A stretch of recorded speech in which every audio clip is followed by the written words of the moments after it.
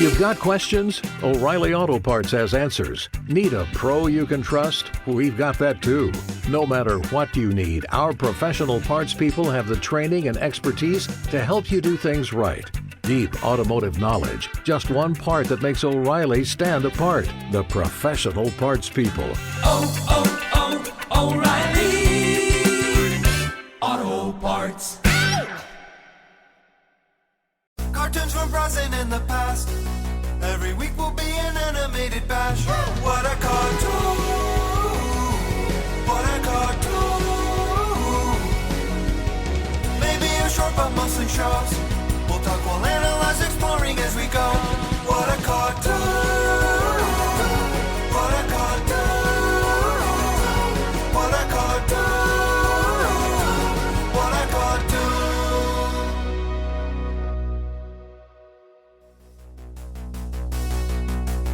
Hello, everybody, and welcome to What a Cartoon, where we have a gang o' doppels to answer to. I'm one of your hosts, the semi-honest poverty line proletariat, Bob Mackey, and this is an audio exploration of every cartoon ever. Who is here with me today, as always? I gotta get a hold of myself, and not the usual way I get a hold of myself. It's Henry Gilbert. Hello. And this month's episode is all about the Duckman episode, The Once and Future Duck. Friday, 8 p.m., the grand opening of The Grand Opening, offering the sleaziest in adult videos. Just in. Coming soon. That's right. If there's a joke about coming in 1996, it's on the USA Network, and Duckman is saying it. I could not believe that. Yes. I couldn't. How? Like, they knew what the word come meant back then, even, didn't they? Like, it was news to me.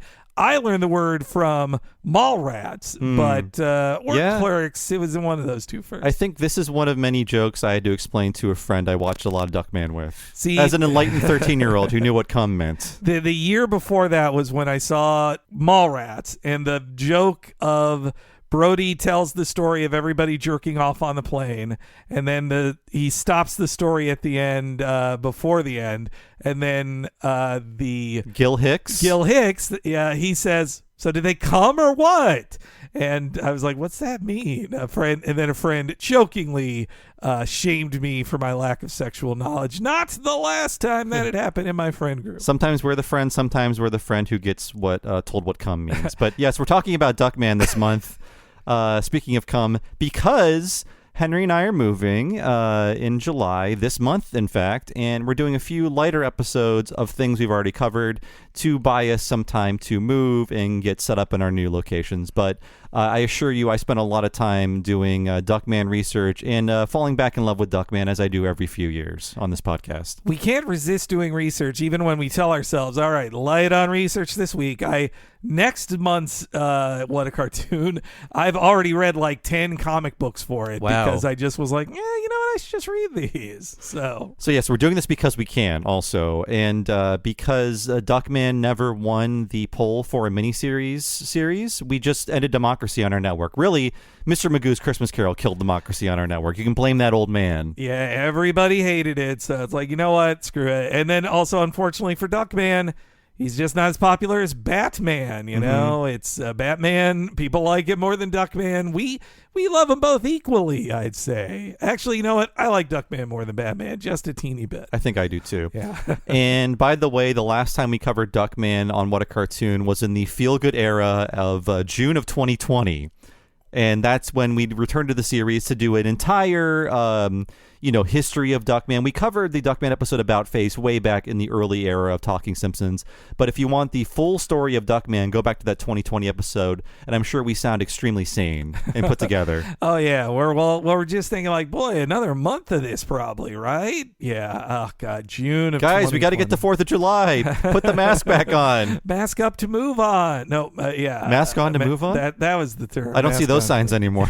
Nobody, yeah, I think it's, I am not against masking, but again, where we live, if I ever see people wearing a mask outside, I'm like, come on, like that. I'm now one of those guys. But seriously, you're outside. It's open air, guys. I mean, you don't know what's wrong with them. So Yeah. I have that initial instinct, but then I'm like, well, what if there's something seriously wrong? Hey, I kind of miss wearing a mask outside because on my walks, I'd like to have a mask on to hide when I'm singing along to songs, or as in Well, they can still hear you. mouthing along to songs when I'm really in the zone. I want to sing along to Rough Jam by Islands, for instance. Okay, Islands is great. We're talking about masks, and I'll say after the first summer, I was not a mask on outside guy. I just thought, what the fuck am I doing? I was pretty much done with it by I crossed the street when yeah. there's someone coming down the sidewalk during COVID times. There was no risk of infection. Yeah, the last time I had an awkward mask moment was I had a bunch of boxes coming back to my apartment. I usually take the stairs up, but I was like, no, I'm taking the elevator. This time in the elevator was a old lady with her walker who had a mask on. She's like, "Oh, you don't have a mask." I was like, "I'm sorry." And she's like, "No, I just wish my immune system was stronger." And I was like, "Oh, you're rubbing it in more, lady." Sorry, this is the only time to tell these stories, but I was always very careful, despite only wearing a mask outside for the first 6 months of COVID, and I did get yelled at twice. And if I had a tape measure, I could show these people I was 6 feet away. I swear to God, I got in line mask on. with a mask on. Geez. I got in line at the coffee place, not my usual one, but one that was inside, and the barista immediately yelled at me, and I was looking down. I was like, I could lay down between me and the next person. And then I was in Target, and an old woman was like looking at cans or whatever, and it's like, oh God, she's right in front of the can of spaghetti sauce I need. So I turned my head away, and I'm like reaching as far as I can, like Monkey D. Luffy, towards the spaghetti sauce. And she says, "Excuse me, you're not 6 feet away." Oh. And I just said, "Shut up." I did tell an old woman to shut up because I hadn't seen my wife in like 7 months. You were that's a Duckman moment. Yeah, there. I said, "What the hell are you staring at?" Hey, well, look, we were all going pretty crazy then. But, I'm much better now. Yes, yeah. Well, you finally were allowed to see your wife and get married instead of not. No, that was roughest of all the people I knew in my life, and I was lucky to not know any like immunocompromised people who had big health concerns for it. You, I think, were in the worst, unluckiest position of anybody I knew. I'm in the waiting lockdown. for my trophy. You deserve one. You deserve a trophy. So that was our COVID memory segment. I should say, when I was in the elevator with the old lady, I did turn away from her and look at the wall, so I wasn't like breathing in her direction, and she then got off at the next floor. So I did my best, but I was already in the elevator. But anyway, yeah, sorry. And we both got COVID, no matter what happened. Yep, so in happened. the end, Yep. it happens to the best of us, and we are the best of them. So yeah, if you want the full history on Duckman, check out that What a Cartoon from June of 2020. We covered the episode Cocktails for Four. That was a high concept episode, a bottle episode. This is another high concept episode that mostly takes place within the home. Yeah, by season 3, I think they were really having fun with the crazy ideas. Like it reminds me of how Futurama starts with the deliveries. Ooh, a new delivery. And so Duckman is such an easy setup of a new case gets dropped in his lap every week, and he has to solve it or something. That gives you a big starting point. This is one of these episodes of like, he's not a detective. Like, he's just a dad. Like, this is a corn-fed free episode. It feels like the detective stuff was only in the first season, and then maybe it popped up occasionally. I think he has to be reminded, much like Homer, what his job is. I mean, he is terrible at the job, so I get it. But yeah, these high-concept episodes in season 3, though, this one also doesn't have any big guest stars, unlike that one. This one is really like a tour de force for Jason Alexander. It's great to really appreciate him. I'd say there's one big guest star in terms of cup size. Hey, oh, yo! What am I saying? You're right. Come on, she's a star in my heart. She heaved her way into our hearts in this episode. Yes. And yeah, this is a very high concept episode, and it's important to know this is 96. It's before Futurama. It's before Rick and Morty. It's before the current multiverse craze. This is basically the primetime animated sitcom version of Everything Everywhere All at Once. Yes, yeah. And I mean, not that this like invented the idea, because like Harlan Ellison, oh, of course, yeah, did a short story that basically the Terminator then ripped off, and this is kind of that. So it's not like they are putting it on TV way before the others did. It has a stupid name, like all Rick and Morty episodes. It is called Edge of Tomorty, Rick Die, Rick Pete. But it's basically one where that is a lot like this too, where they get a death crystal, which is a thing that shows you how you die, which then Morty uses that to show like, oh wait, this lets me see my future. And so then basically if he moves his hand in a certain direction, is like, oh wait, that leads me to this future or whatever. And he's paralyzed, but well, actually it's guiding him entirely, and he's not living his life anymore. And so yeah, that was another one that came up. But yeah, it's very, very similar. I immediately thought of Everything Everywhere All at Once because it's similar to that, except that Duckman doesn't get to live in the other timelines. He only is visited by versions of himself from those timelines. And it's also about being a bad parent too. Yeah. Oh, absolutely. And also not to be slightly dire, but this is the first one we've done since the passing of Everett Peck too, right? Yes, I wanted to point that out because I've got a few bios up front. We did a bio on Peck, but yes, Peck passed away on June 14th, 2022, last summer, after a long battle with pancreatic cancer, and he leaves behind decades of just amazing art, especially in the world of animation. And I feel like the Klasky Chupo look would not be what it is without his designs. Yeah. I mean, when you look at the early development of Rugrats, like I think it's like 50-50 Peter Chung and Everett Peck. Like it's their styles meshed together. And then once Chung left Klasky Chupo, then his style really takes over in the design. I mean, not just the Rugrats, but I mean, Wild Thornberrys has so many Everett Peck looking characters. Yes, and as I said in 2020, I really miss this style, and I'm glad that we're getting reboots of things like Beavis and Butthead and Clone High, because we're returning to the pre-Rick's Burger style that is the de facto style for all primetime cartoons now. God, Rick's Burgers, you're so right. Every cartoon has to look this way or that way, which it's not a bad look, but it shouldn't be every look. And I don't blame the artists, because that's just the best way to sell a show.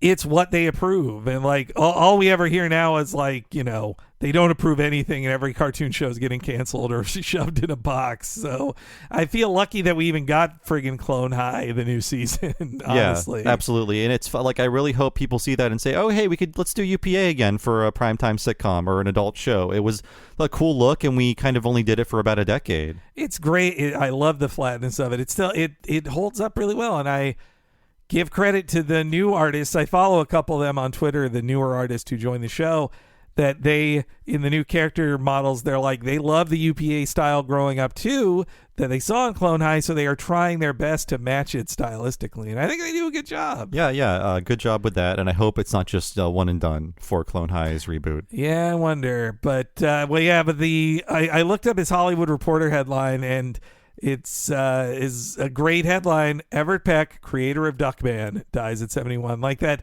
even Hollywood Reporter's top of the line, creator of Duckman. That's how he's remembered. What an honor, creator of Duckman. And there's lots of ways to view his art because he just did so much over the course of his I think 50-year career in art. But if you want to look at the highlights and even some recent stuff, just go to his Instagram, which is still up. Of course, it's not updated anymore, but he was posting kind of up until he died. Old stuff, new stuff, lots of Duckman things. It's great. And yeah, what a talent. Yeah, it's R.I.P. The style of the show could only look this way if they were invested in Everett Peck. Like we talk about this a lot with other shows, that when they try to follow The Simpsons, a key component some miss is you do need. It helps to have a matte graining type to be the core basis of your artistic style that you grow outward from. Like that is what Family Guy has as well, and Seth MacFarlane. It's what King of the Hill had. Like, you don't need that exactly, because Bob's Burgers didn't have that. Like, Lauren Bouchard is a creator, but he can't draw. And same with The Critic. Yeah, but that is the problem with The Critic. Yeah, three character designers. Though Mission Hill did have that with Laura McMullen, but they just had bad luck. Yeah, unlike they should have, if they had half the budget, less than half the budget, and were just on USA, they could have had a good 60-something episodes like Duckman did. But instead, they had to be on a network. That was their mistake. Yeah. So yeah, Everett Peck. By the way, I still love the creator of Duckman. Is called his name is Peck. It's perfect. It's what ducks do.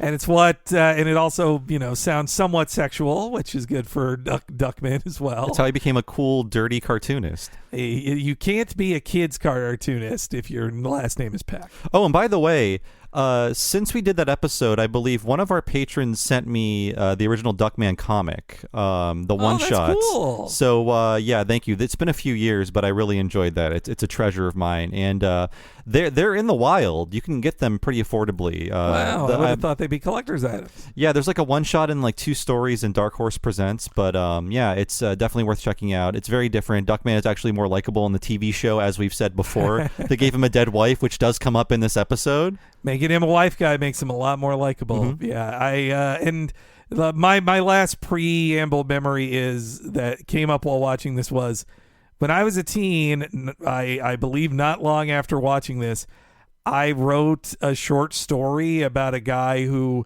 is paralyzed by choice by being surrounded by time travelers, and now I realize I was just ripping off this story, of course. And also it was a way of expressing my extreme anxiety I was feeling all the time. And because it's a bad short story written by a teenager, of course the main character dies at the end. Does Spider-Man mourn over your grave? No, I was writing a real story. Okay. Or I was saying this was a real story, not fanfic. Yeah, but I'm sure terrible. I know I saw this when it was new, and I know it probably inspired me. I love these crazy ideas as my brain is developing. The Simpsons would do stuff like this, but only on Halloween shows, I more remember vividly watching live the episode that preceded this, where Pig and Muck, where Cornfed has sex with Bernice. Yeah. I remember that one. All the sex noises in that episode. I get why it burns in a teen boy's memory more than in others. Nancy Travis really bringing it. She's great in this episode. She should be doing more voice stuff too. That's what I was thinking watching this. I think, was Cornfed in Cocktails for Four? No, I don't think he was in that one either. Yeah, he's not in this one, so that's the one guy we're missing, and a great character. And I'm sad I picked another one without Cornfed. Even though we love him. Yeah. Yeah. So just a very brief overview of Duckman. So season 1 had 13 episodes, while season 2 just had 9. And I really think that was like the back 9 order that we used to know about in network TV, where you start a show with 13. If it's successful enough, they give you an extra 9 for the season. This is USA doing their first animated show. I think it took an extra long time to make that back 9 for season 2. Nobody told them, you don't do a back 9 on cartoons. You need to just either order 13 or 22 and commit to the money. And I know you and I were very invested in the back 9 for a certain show called Mystery Science Theater 3000, when it's like, oh, season 8 is like 24 episodes, and I think season 9 is 13, and so is 10. So they wanted that back 9. It's how we learned about the back 9 because of that. Like, oh, where's 9 more? And they're like, nope, no back 9 for you. It's ending with the Quest for the Delta Knights. Was that the end of season 13? That was the last one 9? aired, but the finale was Danger Diabolique. Right. One of the hardest ones for them to license, but darn it, Shout Factory pulled it off. There's only like 4 unlicensed, I think, right? 4 or 5.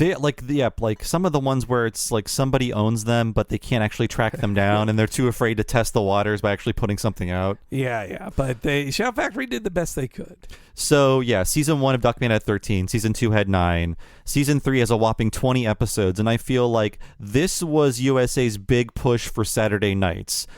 Because they had the block that was called Saturday Night is Something Else, which included Duckman, Weird Science, a show called Campus Cops I don't really remember, and then that would lead you into USA Up All Night, which we'll cover in detail when we talk about what happens in this episode. Yeah, the USA was really starting to get invested in, because they were at the top of basic cable as far as like prestige, even though they were like a dirtier network. They still invested more in original programming than lower ranked networks. I mean, and it's crazy to think now the way USA runs its original programming is to basically not have any. Mm-hmm. What were we talking about? What's on their network? Like reality shows? Or? Oh, yeah. Well, I looked this up for this one. I forget the last time we talked about it, but likely I have this information because of it's related to pro wrestling.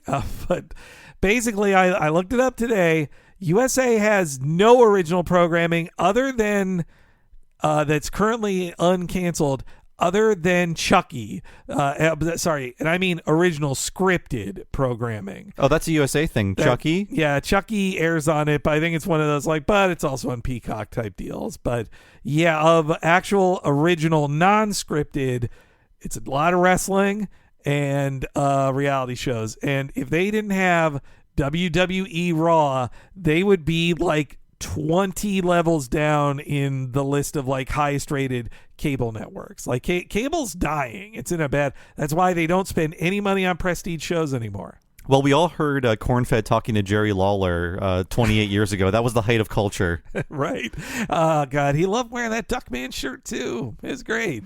So, yeah, this is a big push for USA's to make Saturday night a big thing. I mean, Weird Science and Duckman had coexisted together since 1994, but this was a big Saturday night block. And the show was always a Saturday night thing until it got burned off in its 4th season. And often on the show, they would make fun of being on USA, and they'd make fun of the people watching it alone on Saturday night. But I was 13. I was ages 12 to 15. I didn't have anywhere to go, so I wasn't offended by that. No way, me neither. I was like, haha, we are so lame, is how I felt. It was it and Weird Science together were very much are you horny but also want to laugh? Well, we've got We Hate Movies calls it the chuckle boner? Is that the term? I forget what they call it. It's not a funny boner. But, right. But yeah, but they have a good term for it. But yeah, I really think this stuff, I mean, these Weird Science arguably for teens, Duckman arguably for teens and adults, but I feel this was definitely made for kids going through puberty, these shows, For or sure. At least the marketing was drawing them in. Well, and I mean, our demographic was that we were the Bart maniacs who now were going through puberty. That if you were 8 when The Simpsons debuted in 1996, you're 14. You're starting to get the jokes about Duckman jerking off in this. And I know for me around this time, or at least when Duckman started, my Saturday night plan would be to end Snick, which ended at 10, so the Nickelodeon late night program on Saturdays would be Ren and Stimpy at 9, and then Are You Afraid of the Dark at 9:30, then jump to USA for I think it was Weird Science at 10, and then Duckman at 10:30, and then USA Up All Night at 11. So I was camped out in front of USA for 4 hours on Saturday nights. I had trouble staying up late into the Up All Night. I'd usually watch maybe the first segment just to see the whatever bit they were doing. But yes, that was I had some Saturday nights like that. It was for a time, for a couple years, it actually was one of those few happy memories with my dad kind of things. But we both loved, if you heard our other Duckman ones, I've said it before, but we both loved watching Duckman together. I think because I liked watching it because it was a dirty cartoon that was funny. And I wonder how much he agreed with Duckman when you're not supposed to agree. He's with clearly him. a role model. No, weirdly, I might have said this before, but weirdly I associate Duckman with my grandma's house because we lived with my grandma for 3 or 4 years. So I would go back often to visit friends there and to sleep over and stuff.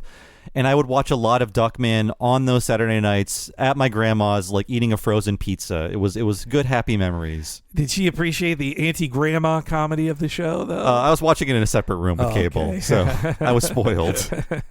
And I can mention Weird Science because on the same night this episode, The Once and Future Duck, was paired with the Weird Science episode Cyborg Sam I Am, where Lisa, the computer genie, makes Wyatt's childhood toys come to life. And because the show has no money, the childhood toys basically just become human actors in costumes. Oh, wow. I'm feeling vague memories of that. It's crazy to think that I watched that 80s Weird Science a decade ago. I was like, oh, this is extremely sexist. I totally forgot that. I feel like the TV show, the 90s TV show, did a little funnier with it. I think it made them more likable and less awful, even though the premise is kind of bizarre. I remember my sister was dating someone in the 90s, and this was 1995 or whatever, so he was a Gen Xer. And he saw Weird Science was coming on, and I was like, oh, do you want to watch together? I love it. He's like, sure. And then it comes on, and he's like, what the hell is this? He thought it was going to be the movie. He didn't know they made a TV show, and he left. Oh, that's I was like, I was going to hang out with a cool Gen Xer and watch a dirty TV show. I feel like he'd have liked it. Yeah. It's my main memory of Weird Science was just that after watching Weird Science, I then got really addicted to the show Oz on HBO, and the chat on Weird Science is Beecher on Oz. Well, you probably would know what my main memory of Weird Science is. Well, I mean, the lady's hot in Vanessa it. Angel, yes. Yeah. Hey, she's great in Kingpin. I don't know what happened to her after Oh, that. yeah, she was great in that. Yeah. What happened to her? But that show got a big push for this year, too. Weird Science got 26 episodes for this season. That's a lot of money for cable back then, man. And by the way, apparently the first few seasons of Weird Science are available on Amazon Prime and whatever you call buying TV shows on iTunes. Is it like Apple Plus? What is it called now? I guess it's Apple TV, and then it's Apple TV Plus is a subscription version. I just liked when it was everything was iTunes, even movies and TV shows. Nah, somebody told Tim Cook that's not good enough branding. Everything has to be a separate thing. But yeah, they made some of it available, but there's a lot of Weird Science. Just like there's a surprising amount of Duckman. Again, like Duckman has 70 episodes. Duckman has as much as the original Fox run of Futurama. They have to have also I bet there's some music licensing rights in the Weird Science show. Oh yeah, licensing that Thomas Dolby song every time. Oh, just that one. Yeah. And well, though I was rewatching old Duckmans on the DVD, and I was, this was on YouTube, but it seemed like a DVD rip from the Vietnam episode.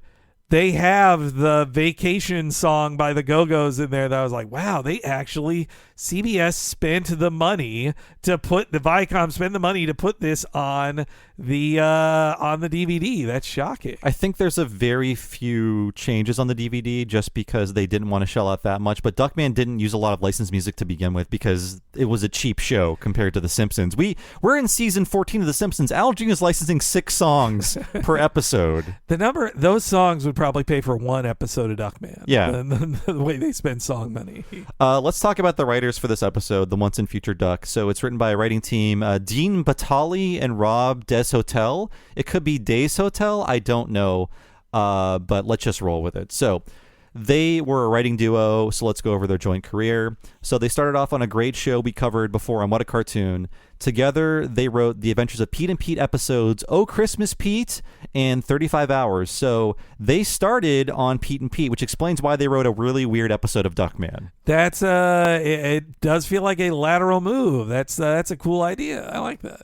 But I guess they were working on a sitcom called Hope and Gloria at the same time that they wrote this and were freelancing for Pete and Pete, because technically that is their first credit. Staff writers on Hope and Gloria, a 2-season sitcom that nobody remembers. Well, I would assume Pete and Pete and this were not WGA, while Hope and Gloria was, so maybe this was just like an easy side gig. Yeah, just writing scripts on a break and trying to get new opportunities. So that's where they began. But they went on to bigger and better things, of course, writing an episode of Duckman, and they bring the 90s to an end by being story editors and then executive story editors on the first 2 seasons of Buffy the Vampire Slayer, where they wrote 6 episodes. So they're on the initial team that launches Buffy. Wow, man, that's it sounds like that was a rough writer's room with old Joss Whedon in charge there. I bet they can tell a lot of stories. Yeah, I want to tell all, like, from the Buffy writers' room, like the one that just came out about Lost recently. That was like, the bosses on Lost were assholes. That's why the show sucks. Yep, yeah. I'm so glad I didn't watch that show.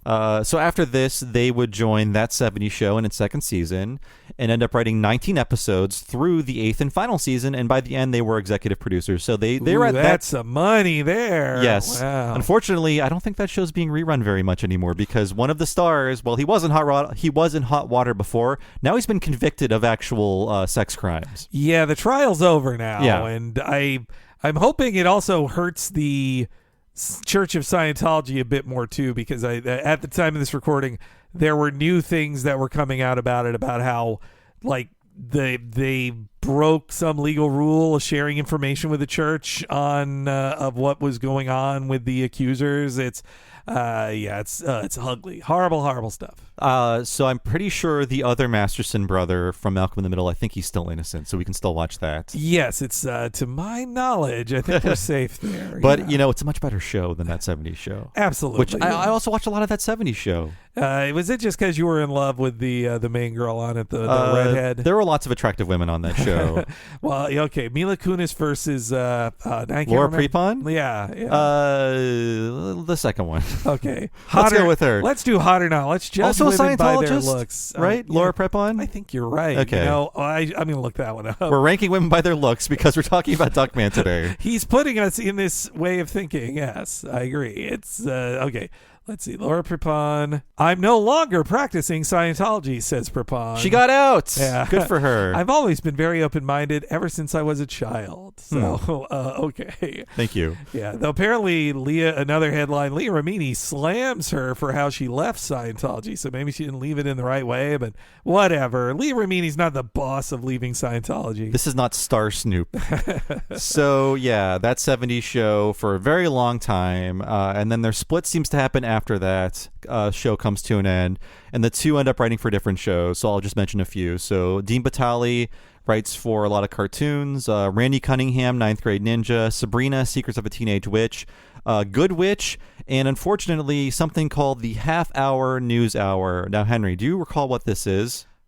That's a Fox News show. That was Gutfeld, wasn't it? I don't know if he was on it, but it was their attempt to make The Daily Show, and it failed miserably. Right. Okay. So he could be conservative. He could have just needed the money, but who knows? Yeah, you want to tell yourself this person needed the money until they do a tweet that then says, like, no, I agree with this person. You guys need to see the truth, for example. He has not been tweeting for a very long time, Dean Well, Batali. that's good. And as far as Rob Deshotel goes, he wrote for things like Happy Hour, Gary Unmarried, Man with a Plan, which was the Matt LeBlanc sitcom, if you recall that. That was his 2-season sitcom.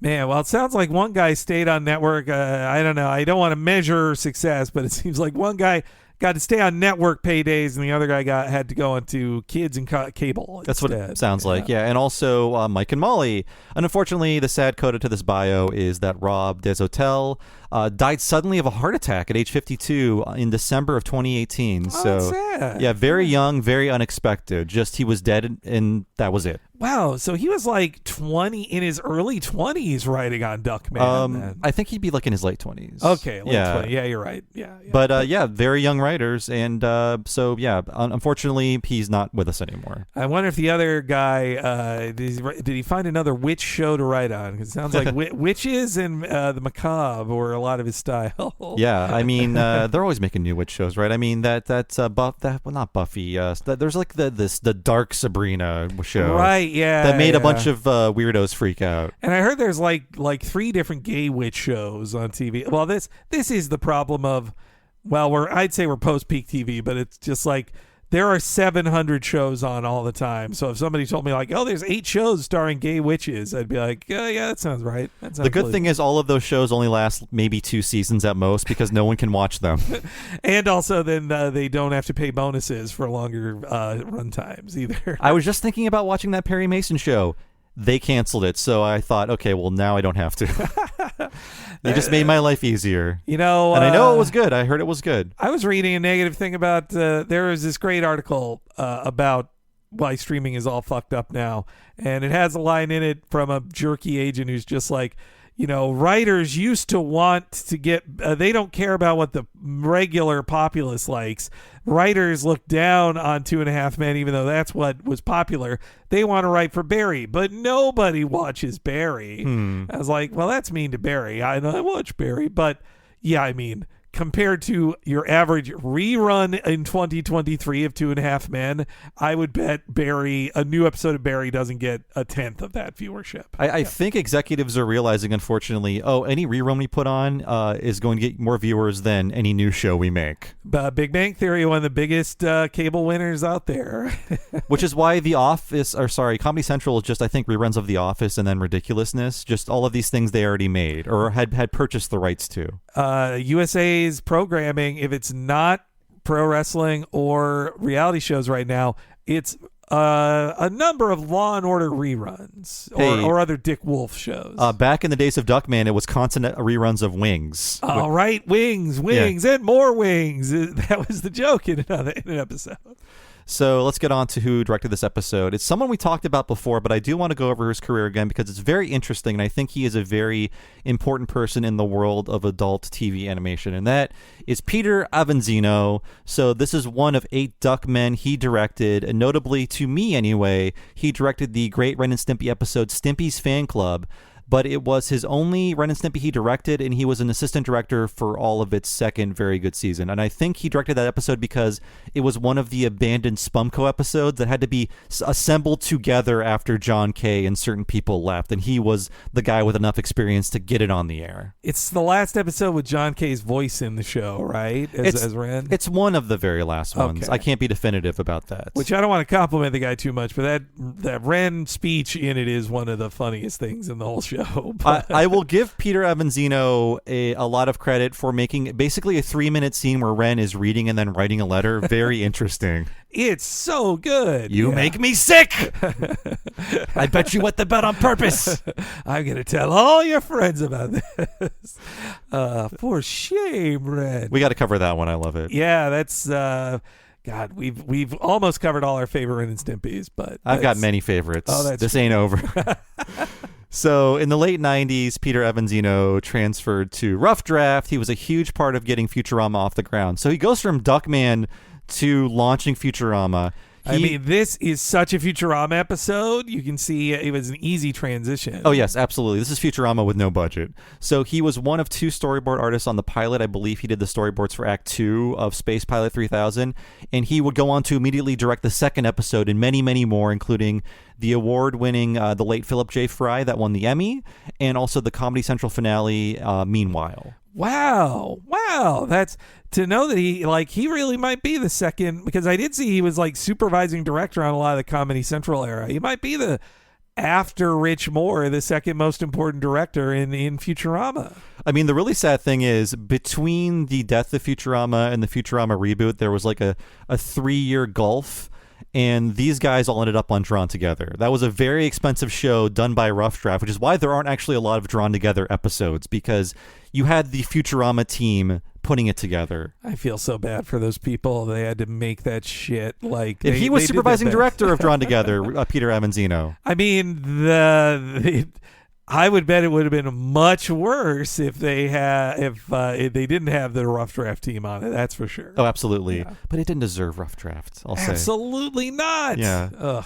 And he would direct the 3rd and 4th Futurama movies and then go on to be supervising director of the Comedy Central episodes, like you said, Henry. And then he is currently supervising director of Disenchantment, which I think is still in production. Man, well, if they are even lightly on pause, I wonder if I'll be checking now the credits for those Hulu episodes, which are coming out real soon, listeners of Futurama, when this airs, that to see if he's supervising director on that new season as well. I wonder. Yeah, I wonder. I mean, you went to D23, and that's where Matt Groening said it was currently in production, Disenchantment. He said there's more Disenchantment on the way, yes. He could mean those comics, though. You never know. Ooh, that's true. I wonder, Josh...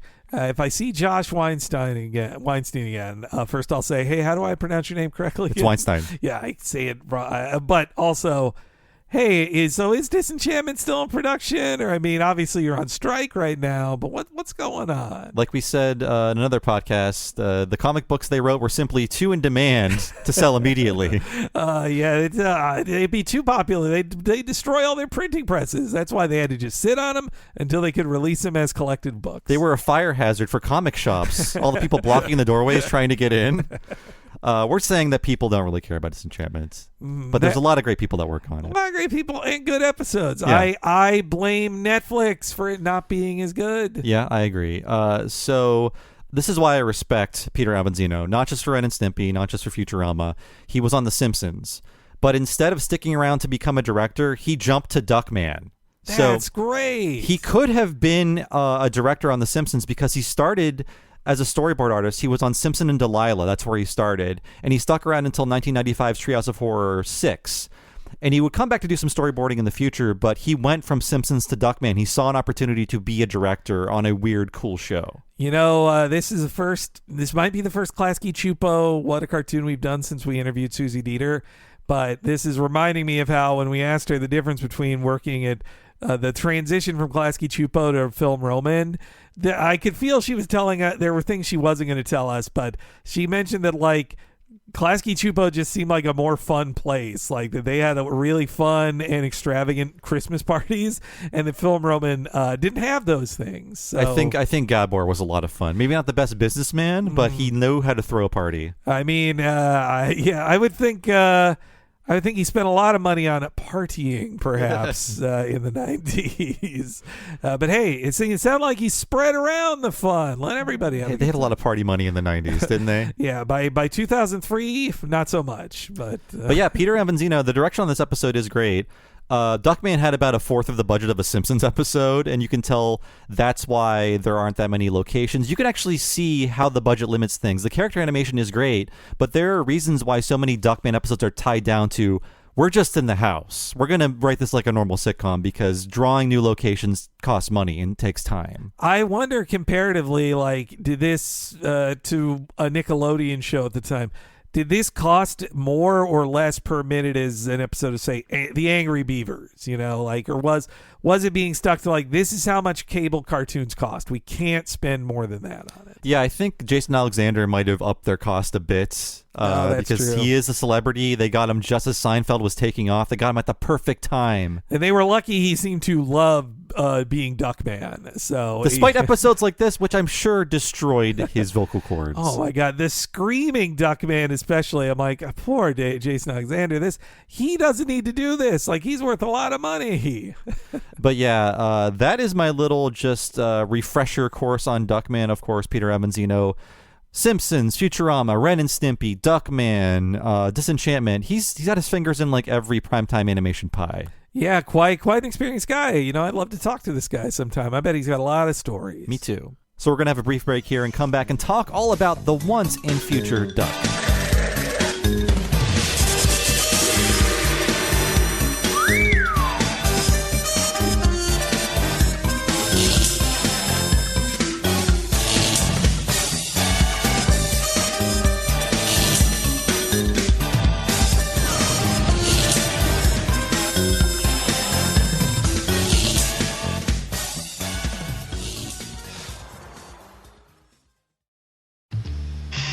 I'm Duckman, someone you never heard of, doing a show you've never seen on a night you're never home.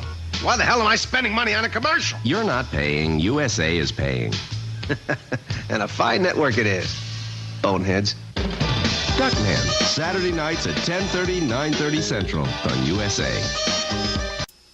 Duckman quacks up the critics. Ooh, I'm shaking. It's wild, witty, original, and very, very strange. So what? Duckman is kind of a cross between Maxwell Smart and Ralph Cramden. You have a large wad of broccoli stuck between your teeth. It's weird going on bizarre. Is it me, or does your hair have more body? USA Network has what looks to be a hit on its hands. Good news, someone cares. Duckman breaks from the flock. Saturday nights at 10:30 on USA. Hello, everybody, and welcome to the break for the What a Cartoon episode all about Duckman. Hey, I'm one of your hosts, Bob Mackey, and you're the hell staring at me, who is here with me today, as always. Hey, it's Henry. That's a good Duckman noise. And yes, we return to Duckman, as we must do at least every 3 years. And today we're looking at a really good episode. And it's been a treat to return to the world of Duckman, who deserves a spot on Paramount Mountain. I'm waiting for that. It's overdue, especially, and we get to reflect on the life of Everett Peck, who sadly passed away since the last time we talked about old Duckman. Yes, and if you enjoy this podcast and want to support the show and get a ton of stuff on top of that, head on over to patreon.com/TalkingSimpsons. Sign up for $5 a month. You get all these episodes 1 week at a time and ad-free, and also access to everything behind that $5 paywall. That includes over 150 miniseries episodes to date, covering things like Batman the Animated Series, Mission Hill, The Critic, Futurama, and King of the Hill. And that $5 a month will also get you new episodes monthly of Talking Futurama and Talking of the Hill. And the second you sign up for that, you'll get access to everything we made behind that Patreon paywall for the past 6 years. That is so many podcasts for you to listen to, and if you like hearing us, there are many things you haven't heard if you're not on the Patreon, and there is a $10 level as well. When you sign up for that, you can access all the $5 stuff naturally, but then you can also access on top of that one mega long podcast once a month, only for patrons of that level or higher. And what is that, Henry? Bob's talking about the What a Cartoon movie, which, if you're listening to this on the free feed, then just last week, you got to hear the preview of our chat about the history of The Incredibles, the 2004 Pixar film, as part of our Summer of Pixar. But you can only hear the full version of that if you're a $10 and up subscriber, and that gets you access to all of our previous What a Cartoon movies as well. A month before that, when we started our Summer of Pixar, we covered Toy Story 4. And coming up later this month, you're going to hear us talk about A Bug's Life and Cars after that. And that's just the most recent stuff. We have some in our back catalog that go over 6 hours long, including our longest ever about Who Framed Roger Rabbit for 6.5 hours. We cover everything from Akira to a Goofy movie, Spider-Man Into the Spider-Verse, to Beavis and Butthead to the Universe. You are missing out on so many great podcasts. If you don't go up to that premium level at patreon.com/Talking Simpsons today to check out everything. One more time, that's patreon.com/Talking Simpsons. And if you've never signed up for Patreon before, it's so easy to do. And once you sign up, you can access all of our bonus podcasts the same way you access your regular podcast through any podcast app you might have. And there is also a Patreon app for any smart device you might have. But either way you do it, it's so easy to access all of the extra podcasts waiting for you behind the paywall at patreon.com/Talking Simpsons. Thanks so much for sitting through this break. Now we'll let you get back to us talking about that private dick/family man, Duckman. A medicine man I met said, don't get yourself in a sweat. When things look gray, just shrug and say, it must have been something I ate.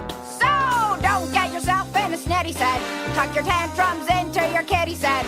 It's disarming to be charming, quoth the medicine man. Whom all agree it's plain to see nobody could be wiser than. So if your tempers get... So we're back to talk about the once and future Duck, and we open with the truncated Duckman opening, which means more content.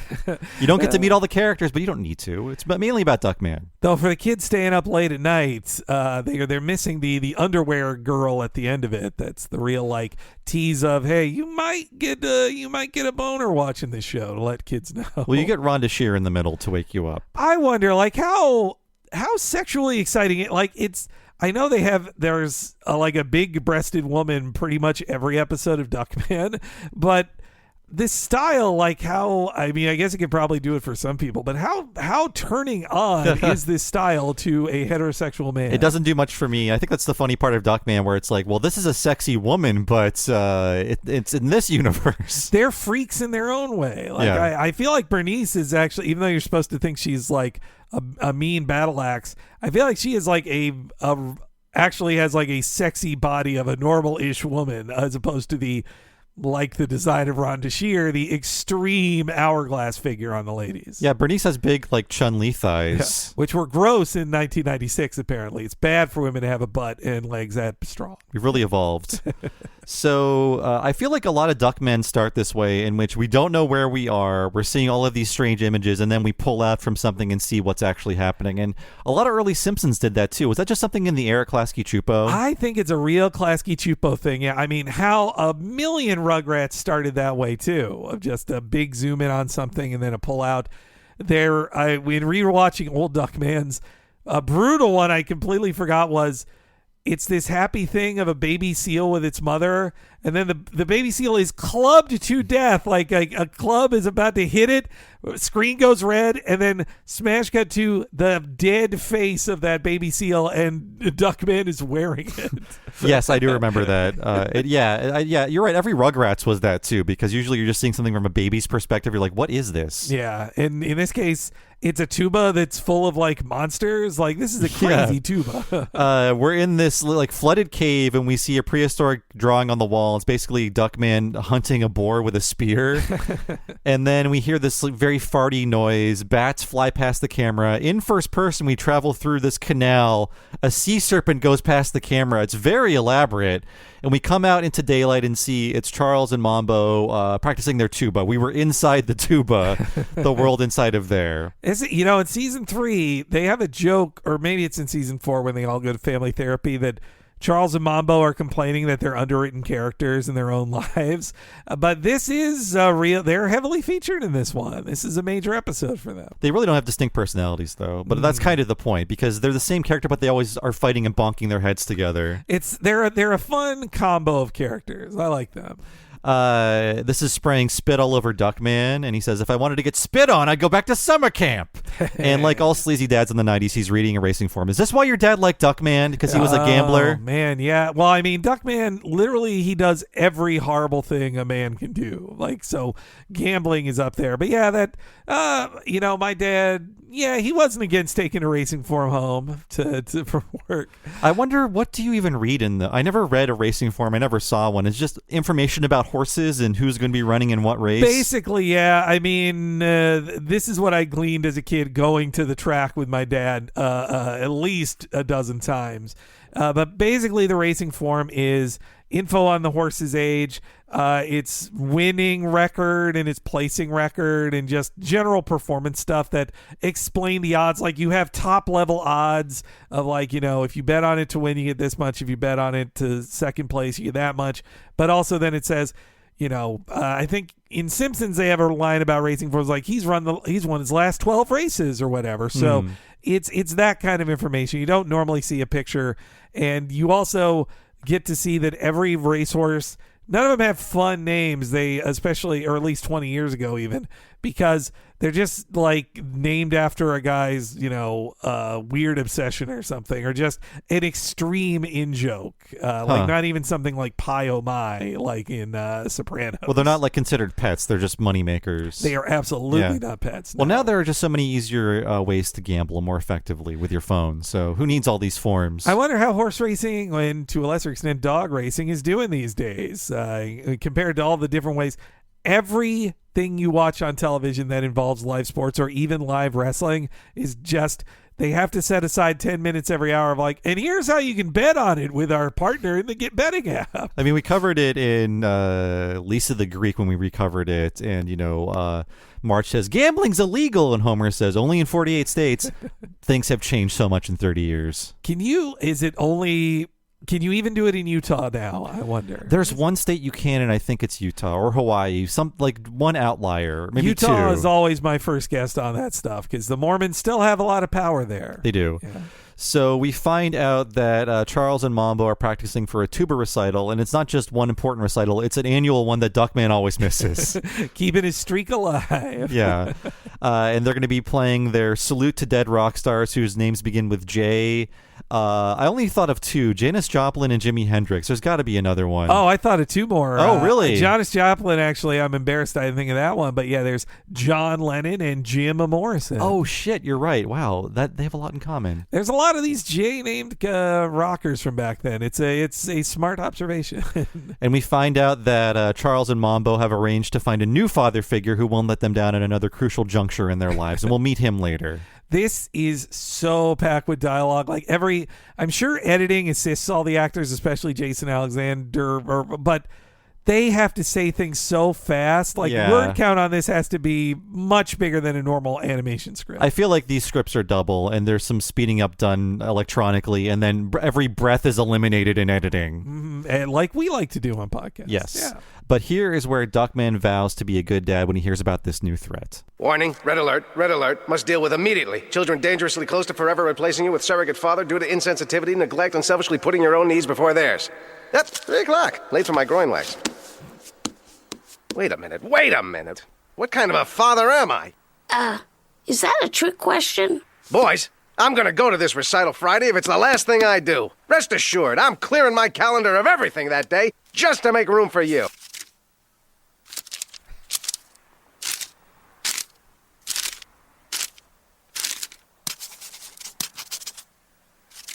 Word to the wise, boys! When it comes to delivering on promises, Duckman's dependability rating is just below Scud Missile. Ta-da! Feeling a tad nippy. Dad!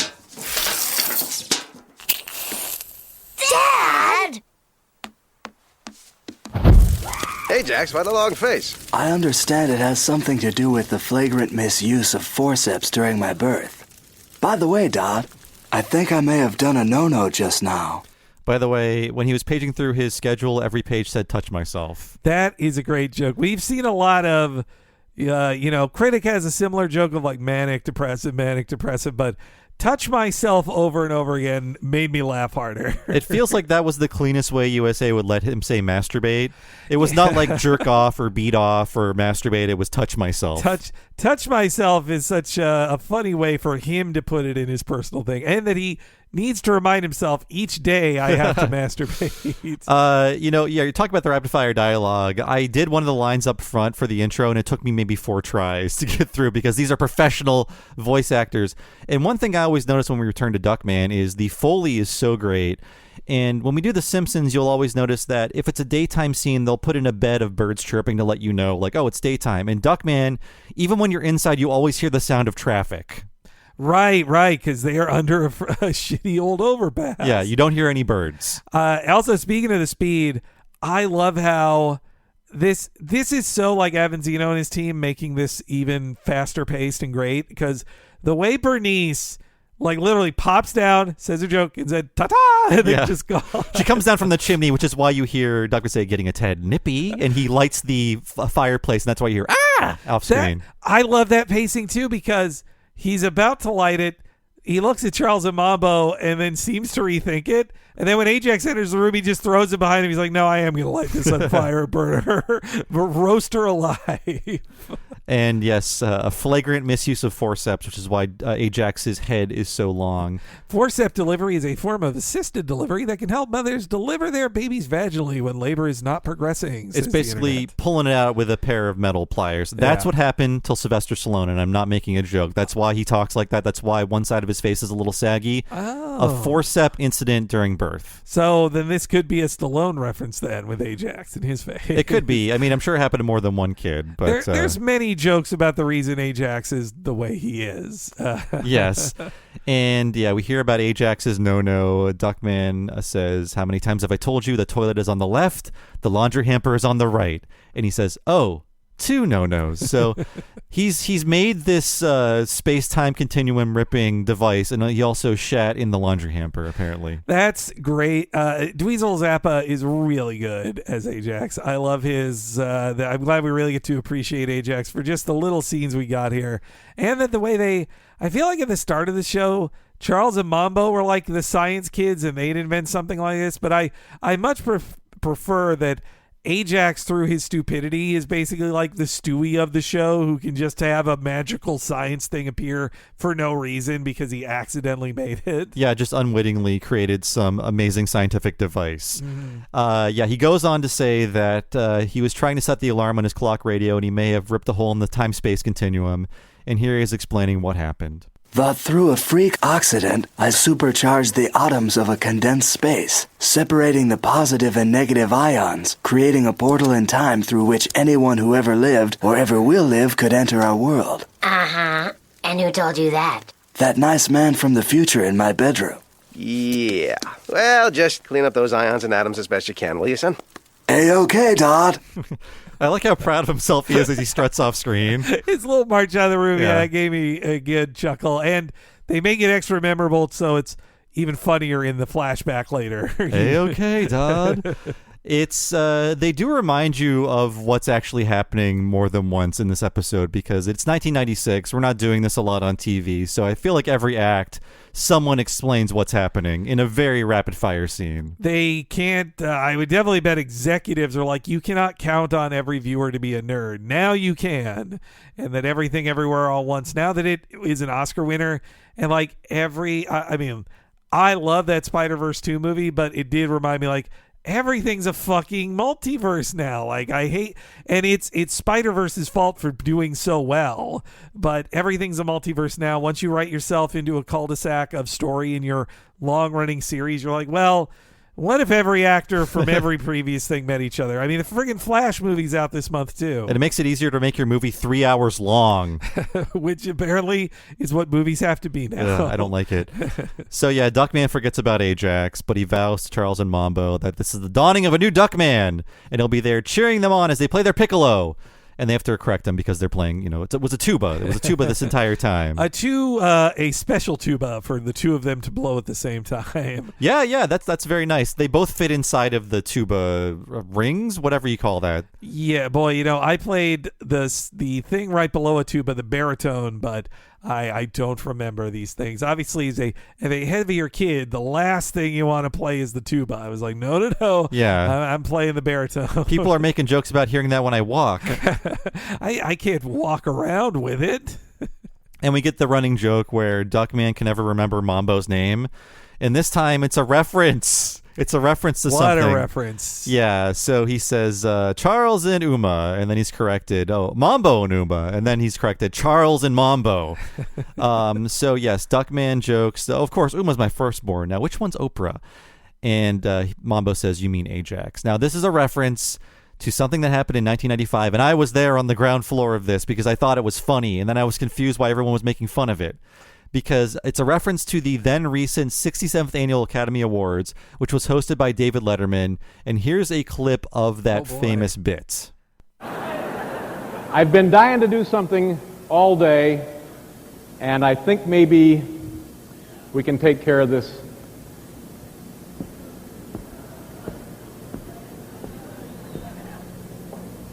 Oprah?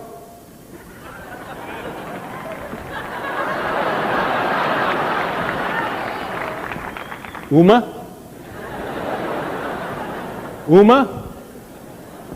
Oprah? I feel much better. You know, people there think it's very funny. It's him introducing two people with very similar sounding names. But I think the issue was that he was kind of bombing because he was doing David Letterman style humor all night. And when a joke bombed, he would go back to Uma, Oprah. That's why I remembered it being repeated so much, but it's just because he went back to it that much.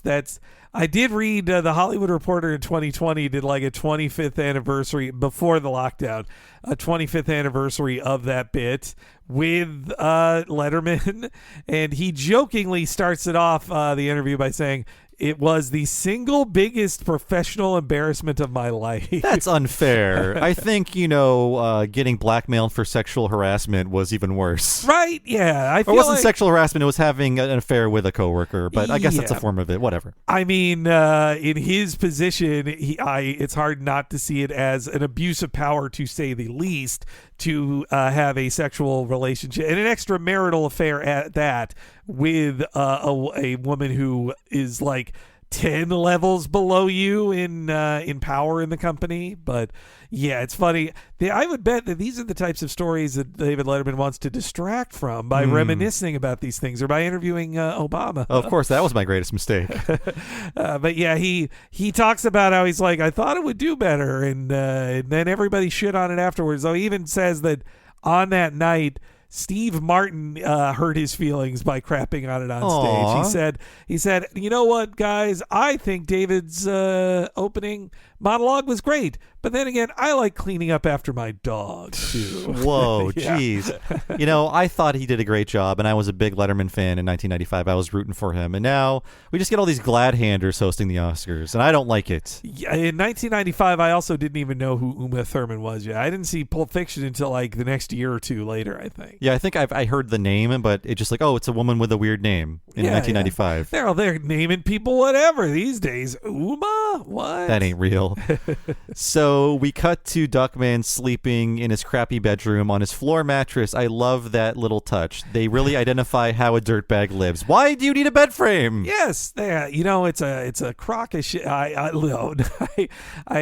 totally have a bed frame and enjoy it, but back then, in my blows chunks period, as they say it later, I also lived without a bed frame at first when I lived alone. Actually, I was a roommate, but when I first lived away from my parents, I also was like, box. I'm not made of money. I'm not buying a frame. I have to say that when I first started dating my now wife, Nina, her bed was very low to the ground, extremely low to the ground. Maybe it was a cultural thing, but I was not used to having to make an effort to stand up after getting out of bed in the morning. Usually my bed's up high. I just get out of bed and, I'm already halfway standing up. But on the very low bed, it's just like, oh my God, it's an effort. I have to make sure I don't fall over. My knees are too old for this. Yeah, it's just like my muscles aren't ready for all this action this early. I made the opposite mistake with our current bed, which we're getting rid of when we move, which is I got us a new box spring last year, and I thought, yeah, that sounds like the right amount of inches. I don't need to measure something. And of course, it was like 6 inches higher than our current one. And it's just like that little 6 inches, our previous one, it really threw me off. You're snapping an ankle getting out of bed. I'm a little concerned each time, but now I'm used to it. But yes, it's our next bed in our new home will not be that high up. And we see one design element I really love of Duckman, in that his glasses and eyebrows are his eyes he can just take off of his head. So that element of his body is just sitting on the ground next to his bed. I love that. It's a glasses sleeping person. It's your first thought is like glasses, like that. That is how it is. I'm thinking a lot about his design this time because since the last time we did this, Nina did an art stream during lockdown. Oh, you're right. Yeah. And when she drew Duckman, she had a lot of interesting thoughts about what a complicated design it is to draw on model that I never really thought about until seeing a professional artist like Nina deconstruct it. Yeah, the Klasky Chupa designs might seem like a mess of random, scribbles and lines that are still fun to look at, but there is a way to draw these on model. Like, people are following instructions. I love Duckman. We said it before, but I love Duckman's resting tooth face. Yeah. So, Duckman's asleep in his shitty room, and a portal opens up, and Duckman is awoken by the noise and this flashing light. And he fumbles to put his eyes back on as a very Duckman-looking person falls out of the portal with a big thump. And this person rises to his feet at the foot of Duckman's bed. He cracks his back a little. And Duckman blinks as this proper British gentleman version of himself. He dusts off his sports jacket, and we meet the second Duckman. I say, old chap, what in the blue blazes are you blinking at?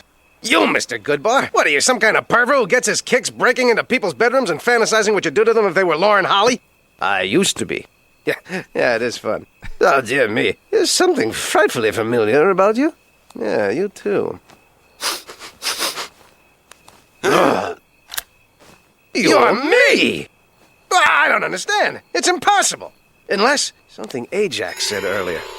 I may have ripped a hole in the time-space continuum. No, something else. A-okay, Todd.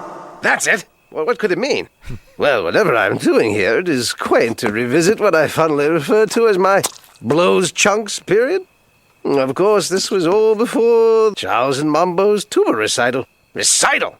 You see, this season of my life calls to mind the two most dreaded words a man can hear. Breast reductions? I'm referring to child alienation. My fatherhood skills, that is to say, yours, were, shall we say, sorely lacking. Until I pledged to become a better parent, starting with attending their recital. Good little moves on this guy as he walks around with his walking stick. He's sort of just like poking and sorting through all the garbage on the floor in the dresser.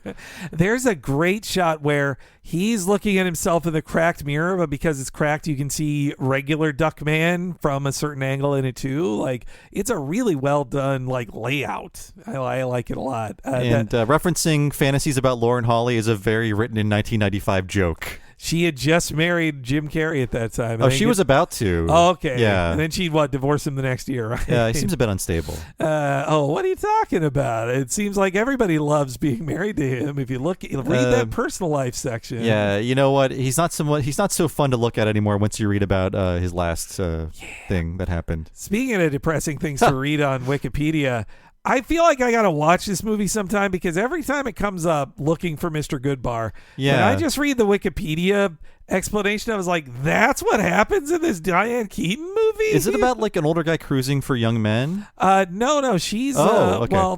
It is about casual sex and the dangers of it, and I do think there's some gay stuff in there, but the last paragraph of it's also about a woman who's murdered based on a real life thing. And she is killed at the end of the movie. It sounds insane every time I read it that I feel like I got to watch this movie because it can't be this crazy that you watch a movie this long and then at the end you watch her get sexually assaulted and murdered. Oh my God. Yes. I know it came up on something somewhat recently within the past 3 years, and I looked it up, and it's very hard to watch today in terms of availability. And I just remember that I was watching Homer Badman with my parents, And they do that joke like the front desk is looking for Mr. Goodbar, and I think my mom just said, "Oh, what a sad movie." Oh wow! Because I guess she had seen it. I think it was one of the first things that made Diane Keaton like famous. Like this was before she was in Godfather. This was another bit that was on the wiki page. Annie Hall. Annie Hall was 78 or 77. Wow, it was later. I know that because it went up against Star Wars for Best Picture at the Oscars that year. But yeah, in Looking for Mr. Goodbar, apparently there's a bit where somebody's reading the Godfather book, and it's mentioned in the trivia, like, funnily enough, Diane Keaton would then be cast in the Godfather adaptation. So why is Duckman calling this guy Mr. Goodbar? Because he could potentially sexually assault him? I think because he's a creep who broke into his house. Okay. Yeah, I think so. Which... This is another great thing about a construction of a Duckman joke. He will do an extreme joke describing like a horrible thing, and then the extra punchline is, "Oh, but I do that all the time." Like, yeah, he admits like he does break into people's houses and jerk off, imagining what if they were Lauren Holly. He said, "It's who I used to be," and I like how he tugs his collar, like when he's saying that to him. Great fancy guy acting. Yeah. Mm-hmm. So this older, dapper Duckman explains what happened by going to the recital. He sat next to a software engineer who was developing an interactive game featuring a wisecracking single-father duck detective. And they became partners. He became rich, and he was able to afford lessons in this pretentious diction. Pretentious diction. So this has to be they must, based on the timeline, this must be a joke about the deal they made for a Duckman game, right? Yeah, I think the game was 97 or 98, but maybe they had, they knew it was on the way. They knew that people would be writing it from the show. So, yeah. I think when I looked it up on Wikipedia, I believe it was like a late 97 release date, but and I think release is like barely counts even. And I think it only came out in Europe because Europe still had a big adventure game market and they were very dead in America. I've said it before on some of these podcasts. Very good adventure game, except Jason Alexander isn't in it.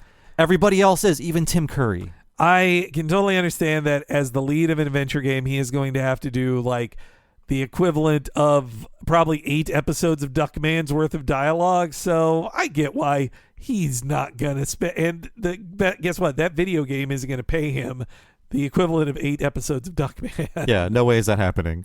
He tells this entire story about what happens if Duckman goes to the recital. He says, the rest is, well, future history. So the portal opens. He's sucked back into it and giving Duckman a lot to think about. But he thinks it was all a dream and just blames Ajax. I like he says, but if I go to sleep real fast, I won't have to learn it. Yeah. Instead of finding the moral, he just decides to go to sleep, which is often a fun decision to make. Just like, well, this will just, maybe I'll forget about this by the morning. I've had wake ups from nightmares of like, wait, let's just go back to sleep and maybe I'll forget that dream. Yeah. It's like, well, I'm glad that didn't happen. Now to not remember it. I guess I didn't fall off that building. Yeah. So the next morning, very sleepy Duckman opens the door of his house and a newspaper smacks against the house next to his head. He goes, "Ha, you missed!"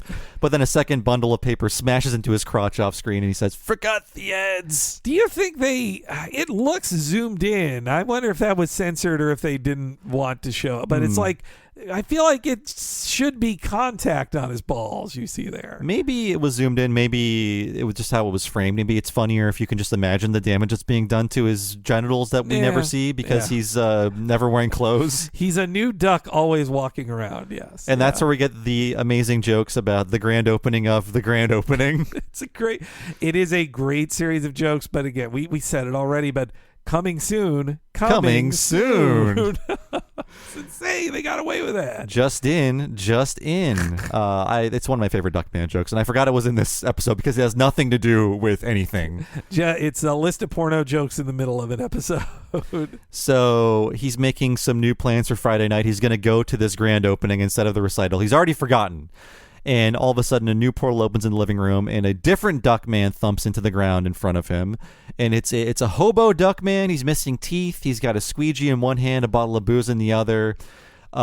He's got a sign that reads, "Will interface for food." And there's flies buzzing around him. So this is a dark vision of Duckman's future. I like how a lot of the guys, when they teleport in, they're like a pile of goop and then pop into their Duckman form. And I wonder if was having to make dozens of new variations on Duckman easier or harder than if they were asked to design like 12 new characters for an episode instead. I wonder what was harder for them. Well, I think there's a reason we only see all the Duckman in Act 3. because that's just a lot of characters to move around. It's again, to know how limited their budget was compared to Simpson, very impressive. So yes, Duckman sees a dark vision of his future. Wait a minute. I'm awake now. That means me being rich wasn't a dream. That means Ajax really did open a hole in time and space. That means you're from the future, too. You're me, aren't you? I hope not. You're ugly. But last night I was the upper crust. Now I'm just the crust. What happened? I got the answers. I barely know when I'm going to soil myself next.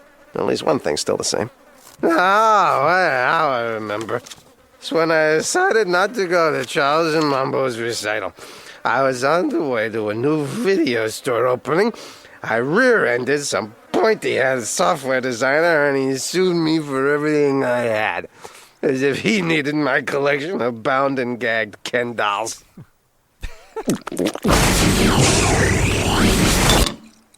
This is incredible! As long as this time-space tear stays open, I can see the future. I already know if I go to this recital, I'll be rich. Now I can avoid all the wrong stuff and do all the right stuff. I can become the most powerful person who ever lived. I can truly be the master of my fate, the captain of my destiny. I can know what happens on Melrose Place next week!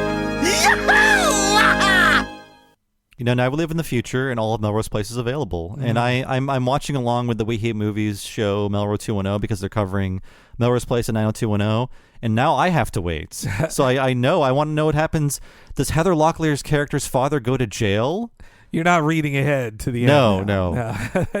You guys made a recent discovery that you shared with the We Hate Movies guys that supported one of their fan theories. Yes. Well, on their show, Melrose 210, they always make jokes about how the mom on 90210 is hot for the character Dylan.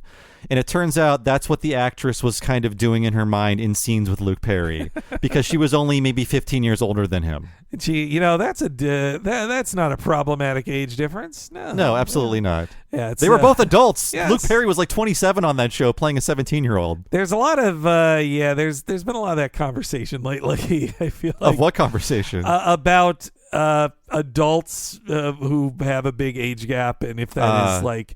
Is this almost pedophilia? I don't know. Like this, like currently, there's just some news that Bill Murray might be dating Kellis, the singer of Milkshake and other songs. But, and he is 72, but she's 43. So I'm like, she's 43. Like, I'm kind of impressed that Bill Murray is dating a woman over 30. Honestly, we need to look into the height gap sickos.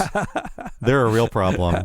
It's funny that every time they have to make a joke about how things are worse for Duckman, they still have to be like, well, he does still piss himself all the time, and he also almost smells as bad as this version of Duckman we're seeing too. Yeah, it's the same joke construction you were talking about earlier, where someone says something violent, disgusting, and the person reacts by saying, "Oh yeah, that's me." Yes, yeah. Duckman's like, "Well, yeah, I guess I do that too." And it's a very 1995 vision of sexuality, in that Duckman is so perverted he's actually kind of gay. Yeah. Oh, yeah. You're right. With the bound and gag Ken dolls. That's right. He's doing wrong. S&M stuff with male action figures. You're right. He is. He gets a little gay every once in a while. Yeah, that's true. And actually, next season, Courtney Thorne-Smith, Allison herself from Melrose Place, will be on an episode of Duckman playing herself as one of Duckman's girlfriends in the episode The Bonfire of the Panties. Right. And I just when I saw that originally, I thought, okay, well, I don't watch Melrose Place, but I know she's famous. Mm-hmm. Yeah, I knew her at the time for the truly genius chairman of the board moment from Conan O'Brien. That's how her life will be summed up when she passes. She's so much. I feel like she's more famous for that now than Melrose Place. Yeah. Absolutely. Being shamed by Norm Macdonald. So that's Act 2.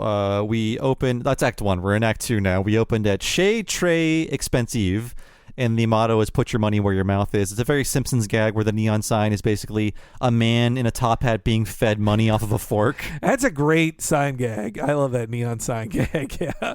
And also, speaking of Simpsons, I wrote in my notes, Their eating animation is more disgusting than The Simpsons when they want to do gross eating animation. Oh, God, yeah. I mean, at least on The Simpsons, the food was on plates. They're just eating noisily and messily heaps of food in a way that, like, Matt Groening would just veto immediately. He stopped The Simpsons from eating noisily in the early episodes. Yeah, that's right. He didn't like that. But, yeah, they all finish their meals and lean back, and in unison, they all belch together. So I feel like USA said, The Simpsons eats noisily. We're going to make that times 100. And it's sweet that this is uniting them as a family instead of all of them just hating Duckman together. Like, now they're like, they're all as gross as Duckman. And they're so out of this rich person world, they don't know what to order. So Duckman calls over this very Charlie Adler waiter and orders more dead animal. And the waiter's like, would you also like more $1,000 an ounce sun-dried free-range caviar? And he says, does it still come in buckets? That's, of course. And he's even doing like the sound. And yeah, I would guess Adler was probably, he'd do like one-off voices on Duckman, but I would bet he was just hanging around of like, oh, hey, since you just finished your Real Monsters recording as the lead in it, why don't you just also do a little Duckman? You mean Ickis? Yes, he's the, no, he's not the Grumble. The Grumble is Greg Berger, corn-fed himself, that's right? Yeah. Very different from corn-fed. Yeah. So he orders a bucket, hands over a credit card and adds, I'm going to develop a taste for this crap yet. So he doesn't even like it, but he's ordering a bucket of $1,000 an ounce caviar. By the way, sun-dried free-range caviar makes no sense. It's a joke. Yeah. Oh, okay. So it's a joke about sun-dried tomatoes being on pizza, and so now this is sun-dried caviar. Yeah, and free-range caviar is eggs. Oh, right. So yeah, it's also a joke about free-range chickens being a fancy thing in restaurants. This is a lot of that California comedy in the show here. Yeah, they're definitely at a California restaurant in this scene. So he hands over his credit card, and it says Mademoiselle Manteltorts on it. Please, call me Estelle. I love that. I love that Bernice has to make sure we know she doesn't care if they arrest him at all. It's more for the sake of the viewers. Yeah, she says, like, I don't really care if you get arrested, but are you the least bit worried about using stolen credit cards? And then Duckman says, if Estelle doesn't like it, then tough titmice. That's a good one, too. Yeah, sneaking these dirty jokes onto Duckman. He can't say tough titty, but he can say tough titmice. Titmice, not a word, of course, yeah. Well, I guess... maybe that is the real plural of titmouse. Yeah, by the way, titmouse is a bird. It's very strange. Yes. Who's the horny anthropologist that named that guy? I mean, I would think a lot of those guys were pretty horny when they're watching all these birds. Not anthropologists, whatever the bird guys are called. I should know this. Well, as we know from Back to the Future, that's just a cover for Peeping Toms. Oh, absolutely. So Charles and Mambo have some questions for Duckman. So, exactly when do we make the transition from semi-honest poverty line proletariats to selfish, indolent millionaires? Right after your recital Friday. Let me guess. You'll be out in the parking lot selling the parents' cars to chop shops. Scoff away, ye of little faith. I plan to be in attendance, firmly kick any replacement parental figure out of my seat, and be the father you never had. One who can afford to buy your love. Well, I'm off to the little duck's room. Best thing about an expensive meal, it feels as good going out as it does coming in. Yeah, there's never enough paper. Oh, no! Now you're a hardened criminal? What of it, pencil neck? Great, I'm about to kick my own butt. Who the hell are you, wise guy? Well, you see, it's kind of hard to explain, but I'm you. Oh, space-time continuum thing.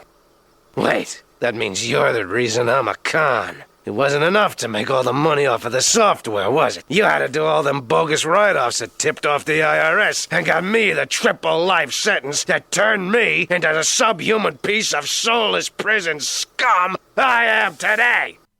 So, after this podcast recording, we're about to go out to see a screening of Who Framed Roger Rabbit, and it is a business expense. It is. So, and we're going to prove it to the IRS when we're called in.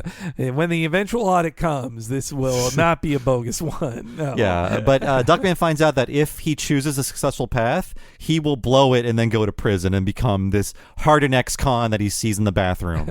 Because, of course, he's going to try to write off cockfights as entertainment. Yeah. I mean, that's, I mean, too, that I love the line "selfish, indolent millionaires." Like that's such a indolent is not used enough as a good adjective. Also, according to Google, yes, titmice is the official plural of titmouse. Hey, way to go! That's how they got away with it. It's a nice cover for him. It's true, yeah. But I was also thoroughly disgusted that Duckman is drying his ass with a hand dryer and like seemingly did not wipe, just hitting his dirty ass with hot air. Was Duckman the original Rick from Rick and Morty? Rick owes a lot to him. So, yeah, and you know what? Rick even ripped off having like a tragic backstory that justifies his cruelty. I forgot what happened to Rick. I guess I didn't watch that much of that show. You really only learn at the end of season 4 anyway. Okay, I only made it to 3. I won't spoil it for you, but yeah. So yes, we find out that this is going to happen to Duckman in the future if he chooses to go to the recital. And the con, Duckman offers Duckman one tip while he's there. Apparently tomorrow some broad in pink is going to offer him 40 seconds of fun. She's going to give it up for free, and it's not worth a lifetime of ointment. If you get what he means. And Duckman's more excited. I lasted 40 seconds. That is a great joke. Yeah. That is a great, great joke. He's never... I would think Duckman pops off pretty quick, honestly. I like how this con is not like punching and like brutalizing Duckman like Bernice does. He just slaps him around, which I think is more humiliating. There's a really great noir movie called Kiss Me Deadly, and the main character just like slaps guys around and slams their hands in drawers and stuff. Oh, wow. And it's more humiliating than just getting punched in the face, I think. Yeah, that's I should check. That's another on my list to like. It's very, very good. Yeah. And I also, as he's leaving, I feel like he's trying to say, "Don't try pulling out," but he just says, "Don't try pulling it," and is cut Oh, short. that's okay. I was wondering if that was going to be like a masturbation joke, but no, you're right. It's "Don't try pulling out," which would be his like, oh, and if you think you're going to not get an infection if you pull out first, no, that's not going to happen. So he gets this warning about the future, which is only made to set up a guest appearance by Rhonda Shear.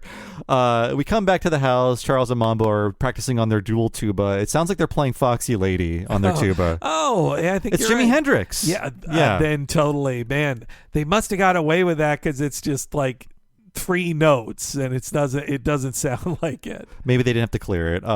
Duckman is struggling to master his fate. And as the doorbell rings, he has a special visitor, and he says before he opens the door, "At least I'm ready for one thing. Say no to 40 seconds of fun." And here is his sexy visitor. Rhonda, up all night, Shear? I was walking past your house when I heard those mellifluous sounds wafting from your window. Grandmama? When I hear that, my breasts go pa, and I'm consumed with an overwhelming compulsion to make hot, sweaty love to the owner of the house. I was smart to buy. Take me, Duckman! Oh, take me now! I've been expecting you. Just goes to show, a man in control of his destiny can do anything. Hi, lap dances to go. You're the lucky recipient of a free session since it's already paid for and I can't find the right address. You mean you're the... He said pink dress? Rhonda, come back! I'll wear lederhosen! That's gotta hurt. So it's 95. You'll also get hooker jokes as well. Yeah, and later he'll use the term transvestite, which I feel like that is also implied with this character. But this woman has a 5 o'clock shadow. It's not a flattering image. No, which, again, it's like, yeah, you wouldn't make this joke now, but the extremeness of how this woman looks as the setup of, no, this is who Duckman had sex with and was being warned not to have sex with, not Rhonda Shear. Let's explain Rhonda Shear to our younger viewers because the kids have to learn about Shear someday. Basically, she's Elvira, but not a goth at all. She's a large-chested woman, would constantly talk about how sexy she was and make double innuendos and all that fun stuff. Double entendres? Yeah, double entendres and speaking lots of innuendos. And like Elvira, she would host shitty movies being aired. In this case, it was movies USA paid for the rights to. And the show was called USA Up All Night. And here's a clip of the Friday the 13th airing of this program. Hi, it's Rhonda with my close personal friend, Jason Voorhees, and the continuation of USA's Friday the 13th Film Festival. We've got 2 more coming at you. First, it's Friday the 13th 5, A New Beginning. This one, of course, stars Jason as our friendly one-man answer to the population explosion. Then it's Friday the 13th 7, The New Blood. This one, of course, stars Jason as our one-man friendly answer to the population explosion. Let's get right into it with Friday the 13th 5, The New Beginning on USA. Up all night. That'll wake you up if you're falling asleep at 2 a.m. with the TV on. Now, she's sitting next to Jason in big quotes, which is just like basically a PA in a hockey mask. I was going to say, they found their biggest intern, and they're like, put him in a... Yeah, that's... it's also, I got to laugh at the trashiness of that they didn't license 6. They just go from 5 to 7 in this marathon. And yeah, Up All Night was, like I said, it was a host introducing a bad movie and then doing segments in between, like Mystery Science Theater, but they're not riffing on the movie. Yeah, well, because these movies, these movie hosts, they could go one of two ways. You had a Svengoolie Dorko type, or you had a hot lady to make you go like, well, if I just sit through this, I'm going to see that hot lady on the other end of this commercial break. Or it was Gilbert Gottfried, who did a lot of USA Up All Night. And I tweeted about this, but there's a threshold in your life as an elder millennial where you don't mind that Rhonda Shear is the host. As a little kid, I was like, oh, I want Gilbert Gottfried. But then at a certain point, you're like, yeah. I always prefer the Gilbert on it, of course. And... I loved Gilbert on Up All Night, even though it was like 8 minutes of Gilbert Gottfried content wrapped around a shitty trauma movie.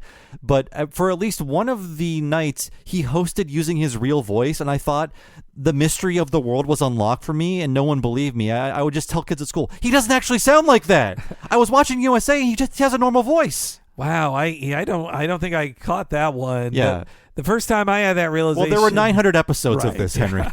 The first time I had that realization was he did an episode of Married with Children where he's stuck in a life raft with them, and he then does his Jerry Seinfeld impersonation, which... Oh, that's great. And when he affects that voice, I was like, wait, he can do other voices? Like, that was the unlock for me. But no, I get what you're saying, that Rhonda Shear probably was an awakening moment for a lot of young people of our generation. Yeah, and she seems to be doing okay. I looked into where she's been. Since the early aughts, she's had like a clothing line, like a lot of these former models do, and she seems to have okay political beliefs and everything, and she's still looking good at nearly 70. You know, I'm still more of an Elvira guy. But, me too. Yeah, but I like that she had fun and that she... I did look at like a couple of the host segments. One from 96, I was like, she's wearing a sweater the entire time. Then I wonder, and later in her run, she's like, guys, I'm not wearing a bikini top or a low cut thing every episode of this. But I also went to a IMDb list of movies that aired on that, and if it wasn't a horror film like that, there was like 5 entries of movies that the first word of the title is bikini. Oh, yeah. Bikini Car Wash was up there. But I mentioned trauma because I saw so many trauma movies on USA Up All Night. But the trick of all of them was that you're like, it's the promise of you're watching some softcore pornography, except they cut out the actual nudity like that. So it's kind of it's not a trick. I'm sure it can get you where you need to go if you're in a Duckman mood. Yeah. But how it feels like such a relic of the pre-internet pornography age, for sure. Duckman and Weird Science are there to get you warmed up. Yes, yeah. And then Rhonda Shear is the apology for not actually offering real nudity on the airings. Like, look, we had to cut out about 8 minutes of Bikini Car Wash, but use your imagination. It'll take you the rest of the way in this movie. And now that I have been filmed and I know how things are filmed, I watching these host segments, this one in particular, I thought, you guys just rented a hotel room. This is just being filmed in a hotel room. And this is no better than porn in terms of production values. They bought a hockey mask, just a general hockey mask, put it on. A guy's like, that's right, it's Jason. He's here with us. And I love that they didn't write a second line for her. She just repeats the population That control feels thing. like a mistake that she just rolled with. Like, oh, there's no other joke. Okay, sure. Yeah, she does kind of say. It also feels like take one of one as well. And I went to her Twitter account, and her Twitter account it's her doing it, but she's often reposting like all the segments from Up All Night that she's done. So if you want to see more of these, and they're lots of fun, check it out. It's a real time capsule for when this was the default kind of entertainment for cable TV. Duckman was revolutionary in terms of, cable stations are making their own shows now and they can make expensive cartoons. Duckman was way above Rhonda Shear in like budget for sure. Absolutely. But, I mean, on Up All Night, I would guess the majority of the budget was just to get Rhonda Shear to be there.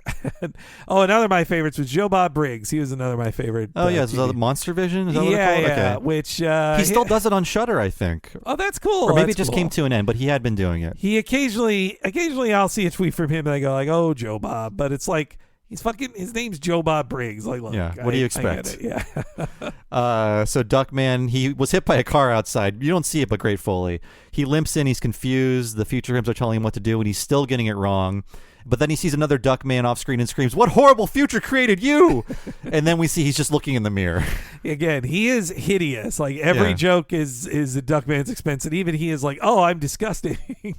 And then we have the joke you set up front, Henry, of I gotta get a hold of myself, and not the normal way I get a hold of myself. So he masturbates a lot, folks. Yeah, in case the touch myself joke wasn't enough for you. And he's got a new idea. He's got to plan all of his moves and their ramifications, and then he can't go wrong. And this is before Goodwill Hunting, but he's doing the same thing on the wall of like writing all the equations, and it's very complex animation because he's got to be drawing things as they appear on the wall, and it's very well done. And it's a long take too. Yeah, I was impressed with how complicated this was. Yeah, he's working on every possible variable he's seen so far. Then he starts like anxiously pacing around the room, and he says, "Every move I make, every breath I take, I got a gang o' doppels to answer to." What a funny line. Taking doppelganger and turn it into a gang o' doppels. And then the act ends with Duckman just backing himself into his chair and gently muttering how it's just best not to do anything, which I also like how Duckman is often his Screw the Viewer show. When we did that About Face episode, there's about a minute of the show where it's just darkness. Oh yeah. This is another money saver. I forgot how many times they had money savers. Or for example, the episode where Duckman accidentally saves the president, and then the last act is just a live action thing filmed in one room of a USA TV movie version of it. Yes, that was also very good. Starring the dad from the nanny. Yeah, playing Duckman. Yeah. And actually Greg Berger himself as a very drunk, surly corn-fed. That's a good one. I like that. Yeah. So yes, this act ends with Duckman deciding to remain catatonic, except now he's got an itch on his forehead. And then not be animated, which, hey, this episode has so much complicated animation, they earn the right to have him not move for a few scenes. So we come back in Act 3, and Duckman is catatonic, and this is when Bernice uses this opportunity to abuse him.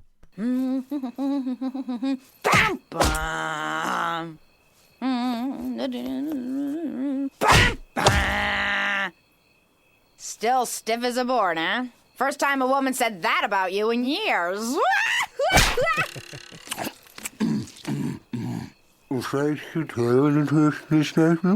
Swallow your food, Ajax, then ask the question.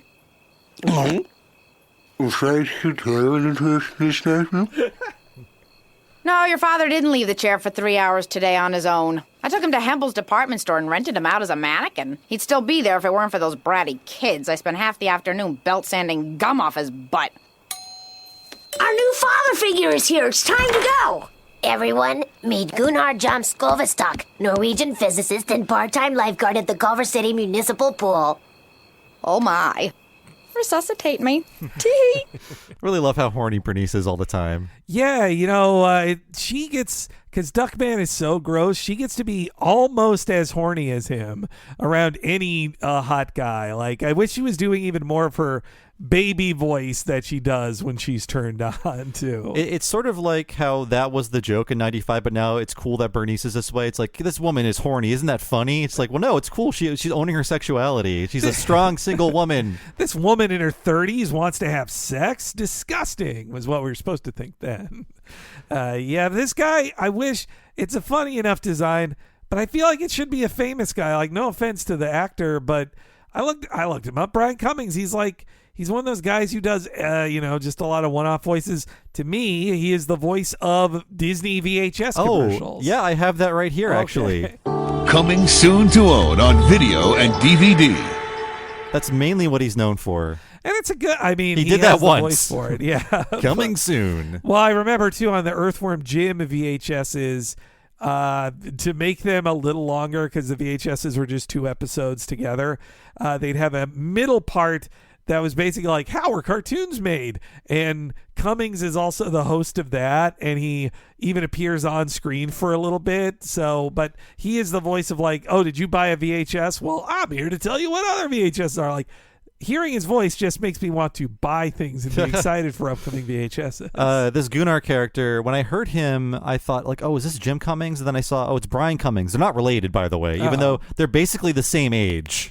That's and voice funny. actors. Yeah, I'd say Jim has had a little more successful career, though Brian does just fine. Yeah.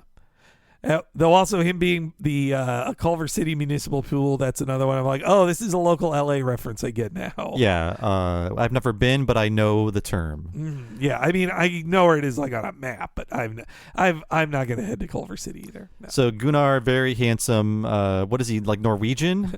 I would guess Norwegian on some level, yes. Yeah, a perfect Norwegian, like an Aryan dreamboat, I suppose. And Duckman's still catatonic. Gunnar smooches Bernice's hand. He shakes Ajax's hand, which is sticky with melon juice. I like how Ajax sticks the melon in his beak just to shake Gunnar's hand. Oh, yeah. That sound like... God, it gets me every time. That second use of it, when I was watching this again for the first time, as he had his mouth full, I remembered the punchline, and I was just excited. Oh, like, oh, God, this is so funny. It's a great joke. But so, like, he's like R2-D2 in that Bernice can understand him. It's great. I love Bernice and Ajax because if she wasn't related to him, she would just, like, hate him like other stupid men, but instead she babies him like, Ajax, do this now. Like, it's very sweet. She's got a lot of patience. Charles introduces Duckman as the lump in the chair, and then Gunnar mocks him and reminds viewers of the complex plot with a very contrived line that I'll try to say here. He goes, is it true that you actually believe there's a rip in this time-space continuum and visits from future incarnations of yourself have left you in a state of hyper-paranoid paralysis? Duckman says, no! Well, yeah. Oh, I moved! That's so good. Yay. You know, now I see that line as at the top of every act. They have to be like, this is how time travel works in this episode, everybody. We know you're confused. Yeah, they have to kind of reset and say, this is why Duckman's the way he is. This is why you're about to see what you're going to see. If you're just tuning in, if you're waiting for Rhonda Shear, she'll be here in about 10 minutes.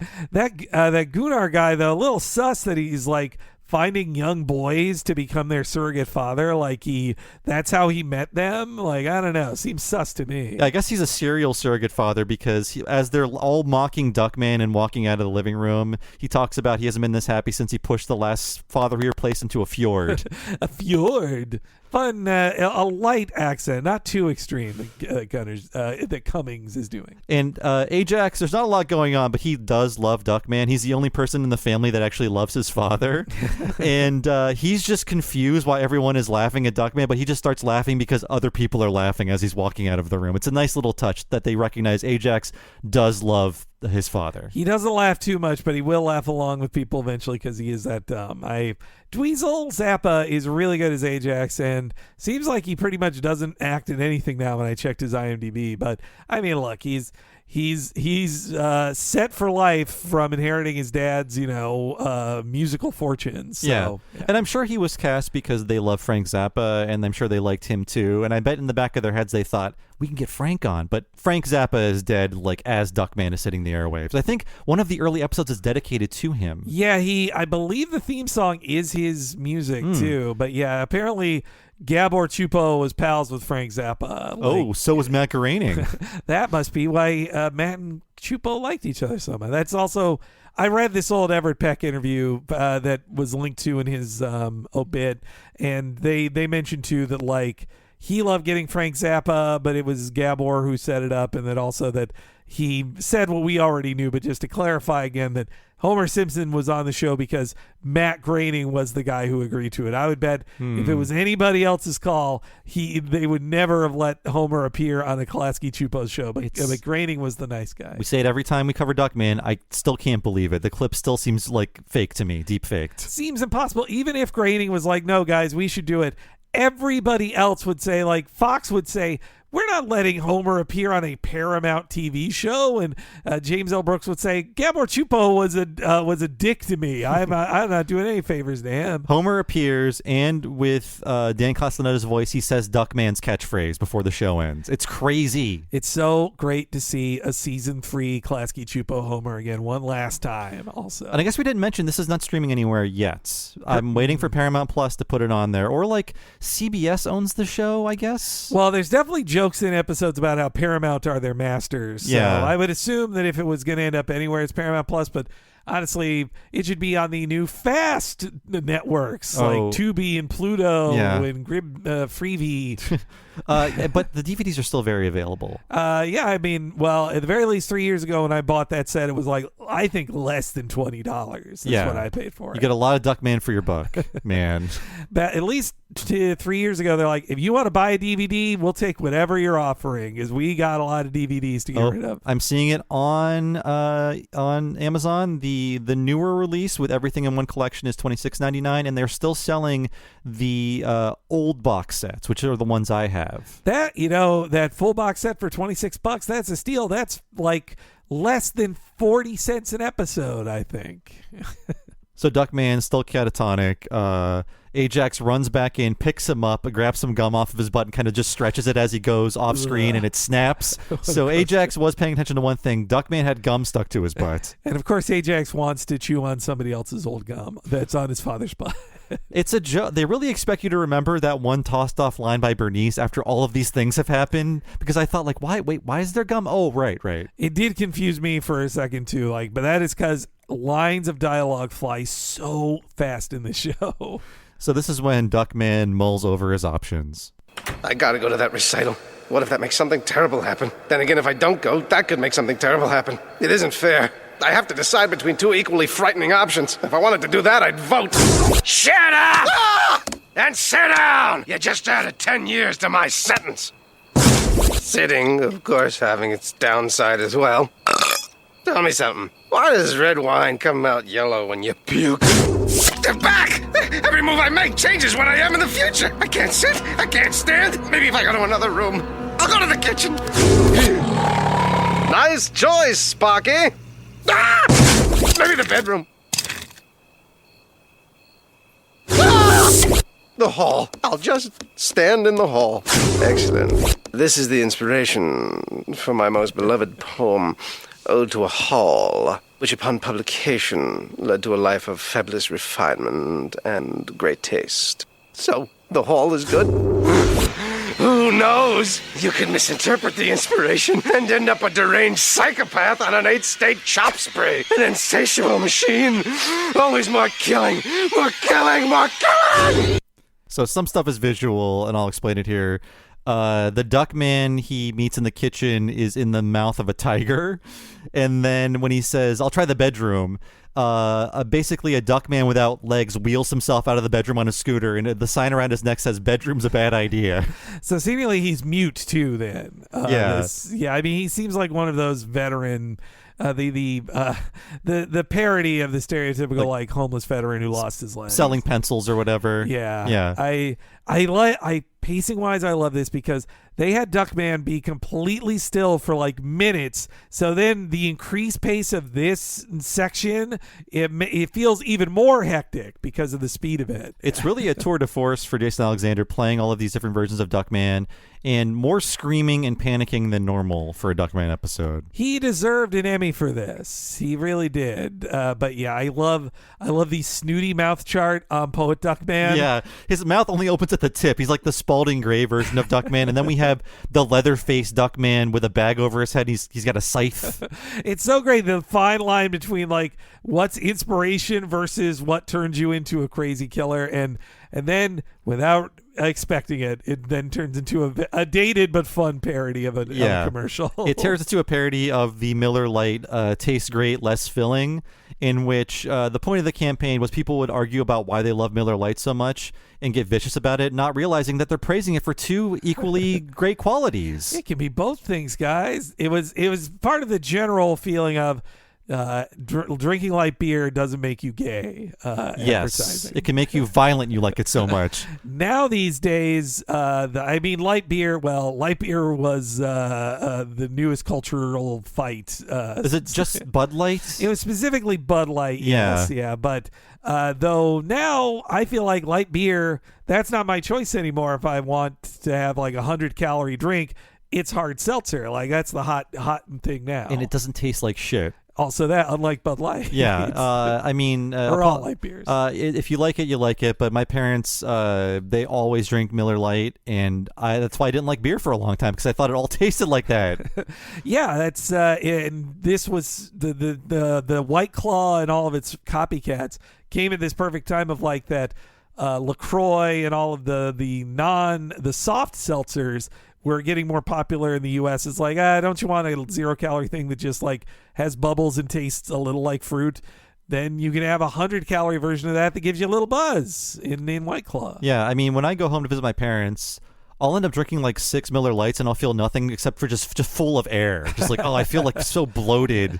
Man, though I had a big old White Claw at that We Hate Movies we saw for a 2-drink minimum in San Francisco.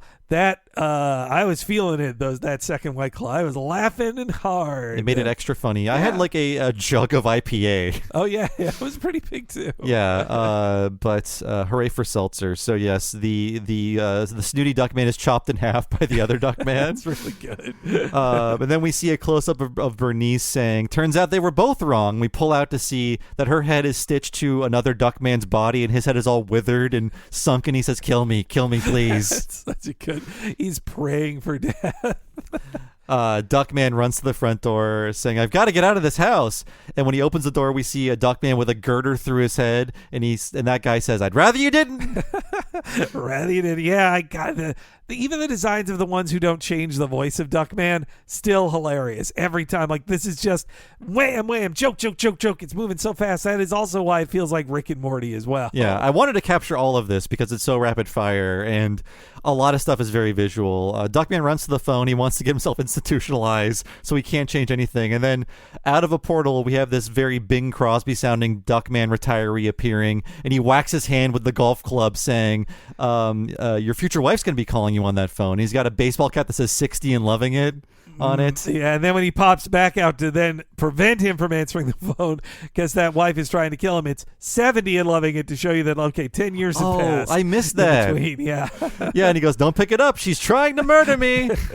God, what a funny voice Alexander gives to that one. And the golf club is then wrapped around his neck when he pops out of the portal at 70. Which I would assume most women, if they're not Beatrice, are trying to kill him. Like, yeah, and no wife would love him. And he deserves it. Then we get a joke that, it'd be weird to screen cap this and put it on Twitter, but Duckman appears as a black woman, and he goes, "Think again, girlfriend." Yeah, he thinks by doing nothing, he's like, well, that didn't change it. And then, yes, a black woman with a version of him voiced by Alexander. It's how is that possible? But that's what you're supposed to think anyway. Yeah. It's the most outlandish thing yet. And this is when Duckman gets an unexpected visitor. Please! You have to stop! I can't keep having different me's popping in and out of my house! Perhaps I'll be a refreshing change of pace. James Madison. I took advantage of your continuum rip to clear up a few things about the Constitution. Freedom of speech is absolute and applies to everything and everyone, no exceptions. And Joe Average does not have a constitutional right to own a gun, for God's sake. We're not stupid. Gesundheit. I'm you 3 seconds from now. I don't care who you are. I want you out of my house. Brutal one. No, that's not too much to ask. All I want to know is whether I should go to the recital or not. Is that too much to ask? Stop doing that! Stop doing that! Why are you repeating what I say? He's from 2 seconds behind you. I'm from 12 seconds ahead. You're what? You're what? Stop that! Stop that! Will you please? Will you please? Stop repeating! Stop repeating! What I say! What I say! Oh, my ears! Is it good? This couldn't get more annoying! You know, upon watching this again for the first time, I really couldn't track all of these different Duckman from a few seconds before and ahead, but upon watching it a few more times, it all does make sense. but I want to see what the script looks like because it's so complex. What was the table read for this like? Yeah, I feel like this had to be one where they're like, it'll make sense once it's recorded. Man, that's great. Yeah, and then in the middle of it, this is such a mid-90s stance on what the founding fathers would say. Yeah, but it's a liberal like Clinton voter stance from the 90s because Duckman, despite the profanity, despite the main character, it is a 90s liberal show. Yeah. Like The Simpsons. Though it's like, well, this was very much the then Bill Maher stance on things, of that Americans are too stupid to all own guns, which is, I'd agree with that too. But also free speech absolutism in the face of the politically correct world. Oh, yeah, for sure. Like that, that's how it was. And which again, now it's, if anybody on Twitter ever says the term free speech, I'm just like, well, I can just ignore you. Like you don't actually care. I know what this is about. It's a Trojan horse now, but people actually meant it back then. Some people, anyway. Yeah. I mean, there's another great line where the second time the Andrew Dice Clay character appears, that Cornfed says to him, "Oh yes," he says to him like, "Oh, I'm sure you're very settling for." I'm gonna butcher this line, but he basically says, "You make happy all the neo-Nazis and wish they could hide behind the First Amendment to say their horrible things." That is good. Upon rewatching it, I was surprised by how to the left it is. I didn't think it was a conservative show, but I wasn't politically aware back then. Watching it again, I'm like, oh, wow. At times, this goes further to the left than The Simpsons does. Oh, for sure. I mean, this James Madison thing of him saying, like, very directly, not everyone has a right to own a gun. Fuck off. Like, and even the Cartridge family doesn't make up its mind in The Simpsons, right? The guns do save the day in the end. Yeah. Like, owning guns and the NRA crazies actually help save things. So yeah. Oh yeah, I guess the point was we need responsible gun owners. And then Homer's too irresponsible. That I think that's the moral that Mike Scully says on the commentary. He's like, well, Homer shouldn't own a gun. Maybe there should be people who shouldn't own guns like Homer, but there are responsible gun owners, and we have to be fair and show that those exist. And that is a very 1999 way of writing something. That is a Clinton voter opinion. Now, a lot is happening. I don't want to go over every motion because we're dealing with Duckman in the present, and then different Duckman that are either behind him or ahead of him in time by seconds. But I did have to capture this guy. I'm not from any particular time. I'm speaks unnaturally loud Duckman. Where I come from, everyone talks like this. Oh, my ears. Oh, my ears. There you go.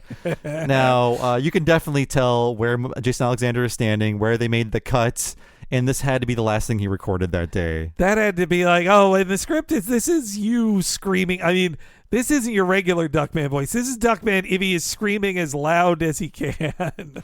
And they draw his mouth bigger, and he's spraying more spit too. And I like how that's the payoff for him, like 5 times in a row saying, "Ow, my ears! Ow, my ears!" Like you're waiting this whole time, like, where's "ow, my ears" coming in from? Though he makes sure to let you know this is not an alternate future. This is an alternate dimension, Duckman. Oh, dimension. Okay. Yeah, wow. God, I wasn't even tracking that part of it. He says, like, I'm not from a future. I'm from a place where everybody talks like this. So Duckman is at the end of his rope. He wants to know if he should go to the recital. And then the different Duckmen are beaming in. There's a go and don't go contingent. The room is filling with Duckmen, each on their own side, telling him what to do. An animation tour de force there. Yeah. Duckman runs sobbing to his bed, and it's here he meets the one version of himself that's worth talking to. Wow, I'm really here. This is my future. You're me. Who are you? I'm you, 18 years ago. I was about to get married when I suddenly found myself here. So I guess you know my future, right? I mean, how often do you get a chance like this? There are some things I gotta know. For instance, my marriage. Am I doing the right thing marrying Beatrice? Do we grow old together? You're gonna love her until the day you die. Maybe I don't need to know any more than that. You know, despite the insanity of this episode and how profane the character is and how there's multiple references to him masturbating too much, this is a genuinely emotional moment that really pays off in terms of the storytelling so far. He is being tortured by the idea of what all the consequences could be, and he has the opportunity to tell his past self like what will happen, but he chooses not to. But he doesn't lie at the same time. He doesn't say you're going to accidentally kill her. Right, yes. By the way, that bit, if you never see that episode, to know how close to directly responsible for her death Duckman is, like, it's an incredible chain reaction of events that's summed up in a paragraph long monologue. I love how Beatrice says, like, how could you have predicted that when you threw that cigarette ash? And then it's a domino effect of things that make her fall down a manhole cover. But of course, this Duckman doesn't know the future that we know about Beatrice. Yes, which I'm not going to acknowledge. I don't like that choice, but it was a big screw you to everybody because they canceled the show. Yep, yeah. It was meant to fuck up everything for us from then on, and it'll seemingly never be resolved, ever. And at this point, why even do it? Especially if ever Peck's not back, and can't be. Then, but yeah, that Wedding Day Duckman is so sweet that he won't warn himself because he knows, like, well, this is the lesson he learns. If he told him your marriage that you love so much is going to end in tragedy, he wouldn't go through with the marriage, and he wouldn't have the happy moments he'd been dreaming of that he cherishes if he was warned off about the eventual sad ending to it. And it feels like there's maybe 5 minutes of emotional content in all 70 episodes of Duckman, but when they happen like this, they are memorable. And I feel like Futurama steered itself wrong by relying on that too much after seeing how well it worked. It had the misfortune of being around when the internet was around and seeing how much people reacted to those moments that they kind of doubled down on them. But I like when they're this isolated, they really do. They're really more meaningful in a show like this. When you see how much audiences react to it positively, I can see why you're like, well, then let's just do it more. But this, you're right. I think Duckman had a bit more restraint for saving sweet Duckman for the moments that really matter. Mm-hmm. So this is when Duckman decides what he has to do. He marches into the kitchen with resolve, and he fills up the sink with water, and then he plugs in Ajax's clock radio, and he assembles all the Duckmen into the kitchen, and soon the kitchen is full of all of his possible future selves, and this is when he tells them the moral of the story. I just realized that the best thing about life is that we don't know how it's going to turn out. Being surprised is all we have to hold our interest. And as far as I can tell, your life ends when you start trying to control your fate.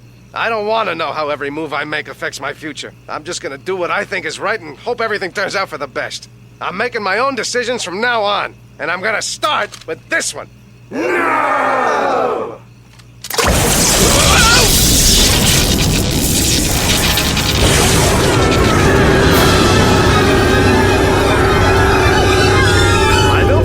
Your insurance won't cover that!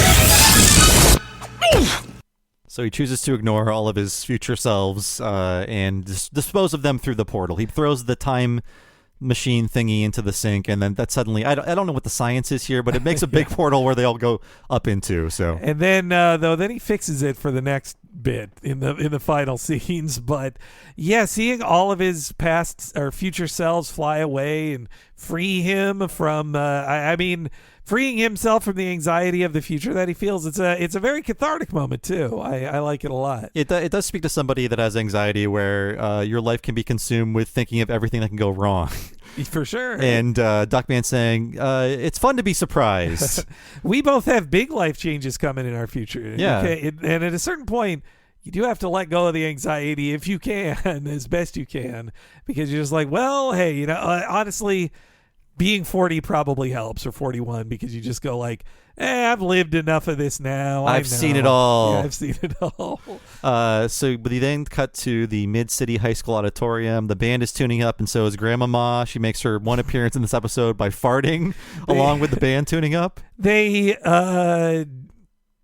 point to this type of joke earlier with Rhonda Shear where he says Grandmama, but this is the one of like tuba sounds like farts jokes they do more directly. And it did make me think, wow, what a daring choice for a character that only communicates in farts. This show really did come on in 1994. Yes, yeah. We meet Charles and Mambo's teacher, who we've seen she pops up a few times. She's like a randy old lady. That's kind of the joke with her. Which apparently voiced by Walt Reno, who I'm assuming is a relative of the co-showrunner Jeff Reno. Yeah, I think so. He was also, I think he is James Madison earlier in the show too. Oh no, actually I looked that one up. Oh, okay. He is a sort of famous guy. Oh, really? Sorry. James Sikking, Sikking. Okay, that's who did his voice. He was most famous for being on Hill Street Blues, but he was one of those guys who's like, oh, he's a one-off actor and everything. He's a very look-well type actor of the 70s. A lot of one-off credits, seemingly still with us based on his wiki page. So So Gunnar is let out into the lobby for some urgent business, and this is when the teacher wonders if he does any other kind of surrogate work. I guess she wants to carry a baby for him or something. But she's so old. Yeah. That doesn't make any... I mean, she's a crazy, horny lady. Yeah. It doesn't have to make sense. And this is when we see that Duckman has sabotaged Gunnar because he comes out and he's surrounded by like 20 other Gunnars. More design work for the Duckman team. They're not as extreme as the different Duckmen, but they're all wearing different things. I don't blame them for having the front 2 rows being alt Gunnars and then the others behind them are just duplicates of him. And we didn't have the clip earlier, but Duckman does throw Gunnar's words back in his face by saying, "Don't worry, it's physically impossible." And he hands him the clock. I guess Gunnar did try to steal his family and was mean to him, so that justifies him being like lynched by his future selves, I guess. Yeah, so all the Gunnars are shouting instructions. They eventually mob him as Duckman goes into the auditorium. Very 90s line by Bernice. "Well, inspect my butt for flying monkeys. You actually showed up." What a great, because obviously, like, it feels like a riff on the one that's in Wayne's World of like, yeah, maybe flying monkeys will fly out of my butt. But instead, she's saying, well, inspect my butt for flying monkeys, because she would have said, flying monkeys will fly out of my butt before you show up. It's you got to work backwards from it. It's a great line. I do like it, but it is very 90s. Ajax says, "Dad, I've been holding my breath." Duckman says, "Well, I'm here now." And then Ajax wonders what it has to do with him holding his breath. And then as the scene continues, you can see him in the background hold his breath again. You're just doing it for fun. And then we have a very sweet finale. Duckman, do the twins know you're here? Yep, I caught them right before they went on stage. I told them the only father they'll be having now or any time in the future is me. I finally learned that analyzing every move you make for its possible effect on the future is an insane and empty exercise. For example, I chose to sit here, in this chair, but I could just as easily have sat in that chair. Makes no difference at all.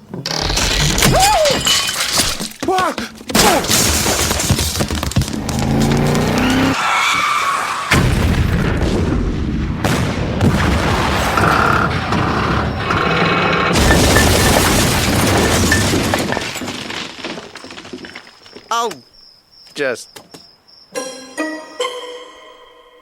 So a lot of the visual humor in Duckman, I've really noticed, is just insane chain reactions of things with very snappy editing. This one's no different because Duckman, when he sits down in a different chair to prove his point, it lifts up a loose floorboard, and it causes the concession guy to spill his drinks, and this causes a big chain reaction because the conductor trips into a locker full of balls for gym equipment. They roll out into the street. Cars skid to avoid them. One runs into a gas station. Buildings start exploding. One of them falls on the auditorium. When we cut back to Duckman, everyone is just like climbing out of the rubble of the collapsed auditorium. Even when Duckman tries to be a good dad, he kills hundreds of people, seemingly. Yeah, a bunch of 9/11s are happening on the streets.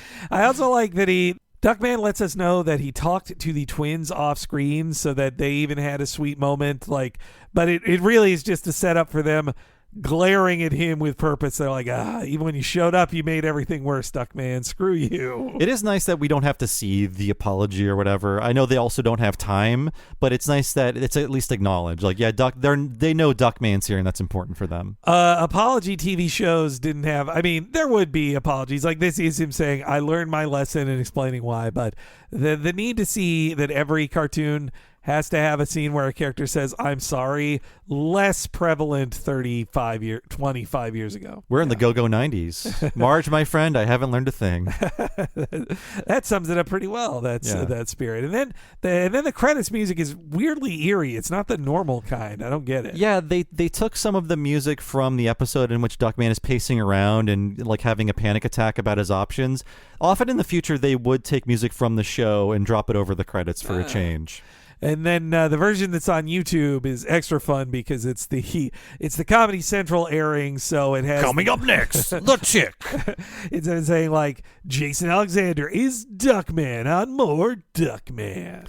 Yeah, for a bit, Comedy Central reran this because they couldn't afford their own Adult Swim, so they had episodes of Duckman, Dr. Katz, The Tick, and The Critic.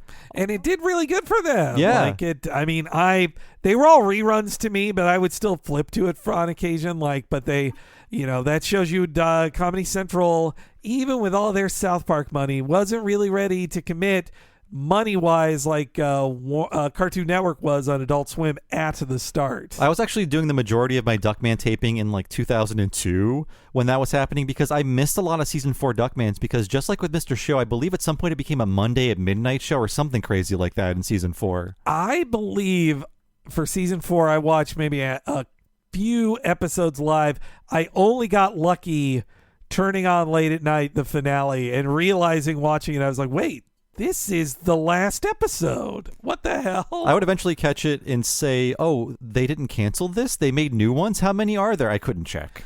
And it's all thanks to, we can blame the real life Mr. Burns, Barry Diller for that, as I learned from you, Bob. That's right. In 1998, he decided USA is going to be about prestige TV or whatever it was at that time. So that's kind of what the network turned into for a while until today, because after that, shows like Monk were greenlit and Burn Notice too. It's like they're kind of like shows you'd see on HBO, but not really. Yeah, they're like, it lived in the in-between zone of like not exactly an NBC show, but not really an HBO show. But they got rid of all of the Silk Stockings and Pacific Blues, and which we were just talking about that with the We Hate Movies guys when we hung out with them. Like, I called it Bike Cops, but but the only one that got to survive was WWE because it was some of the highest ratings on cable, that even though it was certainly lower brow than Duckman, it got to stick around because it had the ratings of like 10 Duckmans combined. And I did like Monk, and I just saw recently that I'm sure it was all released on DVD at some point based on when it came out, but now the first season is coming out on Blu-ray. So are you just putting things out again on Blu-ray? I didn't know that, man. Yeah, that's surprising that things are now getting Blu-ray releases again. I hope Cartoon Network gets news about this and starts putting out some of their shit on Blu-ray like they barely do. Even the Steven Universe, one of their biggest things, they only put out a DVD box set and barely got like 3 commentaries recorded for it. Yeah, they need a real Shout Factory style box set for stuff like that. You know, I wanted to check in with Jason Alexander as well because he's one of the guys that left Twitter because of Elon Musk, and I'm sad about that because his tweets are pretty funny. And he did tweet about the passing of Everett Peck when it happened, and he said, "I have just sadly learned of the passing of Everett Peck, the genius animator and cartoonist who brought Duckman to life. It was an honor to voice his beloved creation and a joy to have known Everett. He was one of a glorious kind. My best to his family and friends."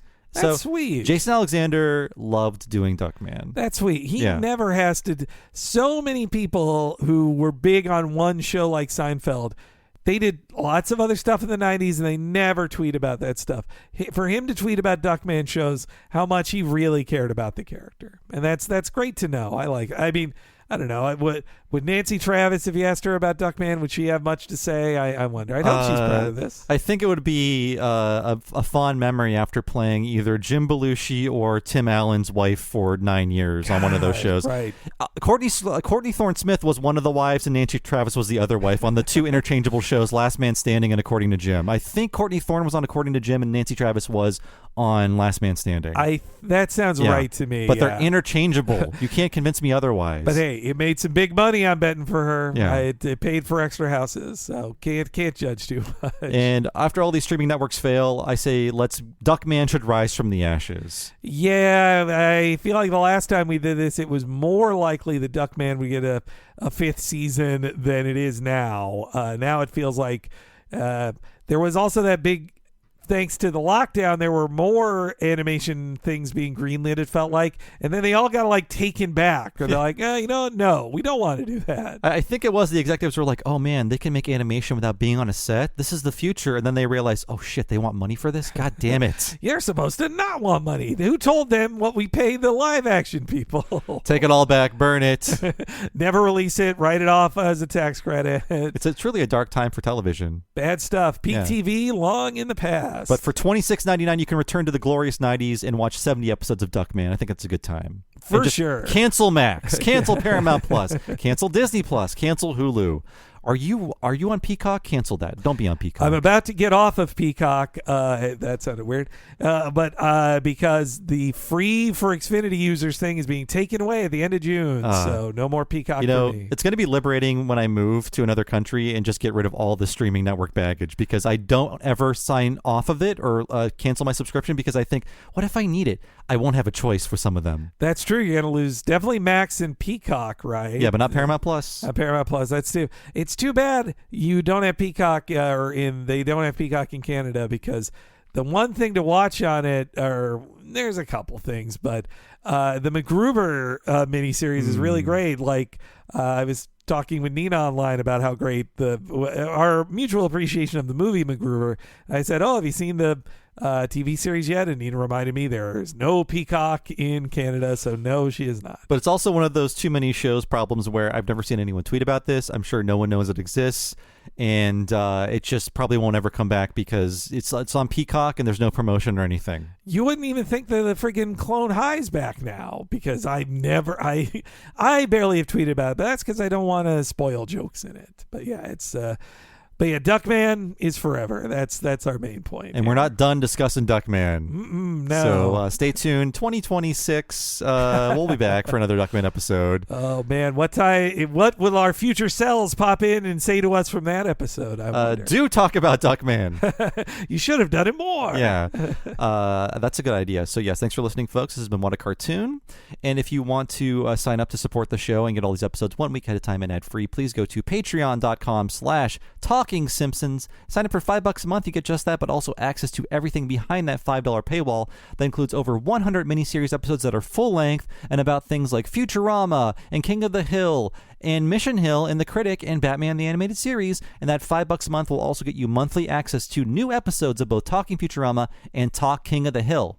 It's all happening behind that $5 paywall only at patreon.com/Talking Simpsons. And there is a $10 level as well. When you sign up for that, you can access all of the $5 stuff naturally, but also one extremely long podcast once a month, only for patrons of that level or higher. And what is that, Henry? Bob is talking about the What a Cartoon movie podcast, which if you're a subscriber on this free feed, you get to hear a preview of it each month, about 45 minutes to an hour long, but you can only hear the full version if you are a subscriber at patreon.com/Talking Simpsons. The $10 a month gets you all those $5 things, and you get, say, last month's episode where we covered The Incredibles, the 2004 Pixar classic. The month before that was the start of our summer of Pixar, Toy Story 4, and this month you'll be hearing us do an installment about Bug's Life. A lot of them are over 6 hours long, even including our longest podcast ever about Who Framed Roger Rabbit. You should check it all out. Almost 5 years worth of What a Cartoon movies. Huge, super in-depth podcast, just like we cover Duckman. All at your fingertips for just $10 a month at patreon.com/Talking Simpsons. And I've been one of your hosts, Bob Mackey. You can find me on Twitter as Bob Servo, and my other podcast is Retronauts. That's a classic gaming podcast all about old video games. You can find that wherever you find podcasts, or go to patreon.com/Retronauts. Sign up there for 2 full-length bonus episodes every month. And Henry, how about you? Follow me on Twitter at HENEREYG.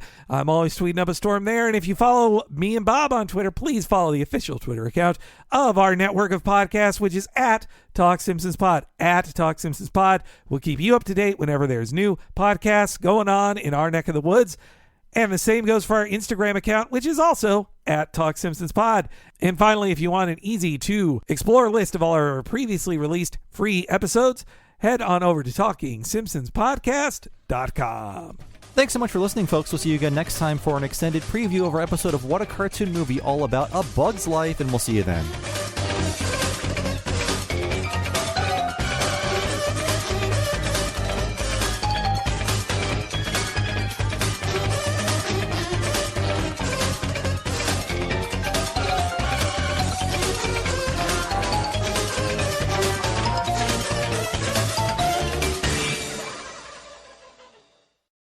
Waiter, more dead animal. Of course, monsieur. And more $1,000 an ounce free-range sun-dried caviar as well?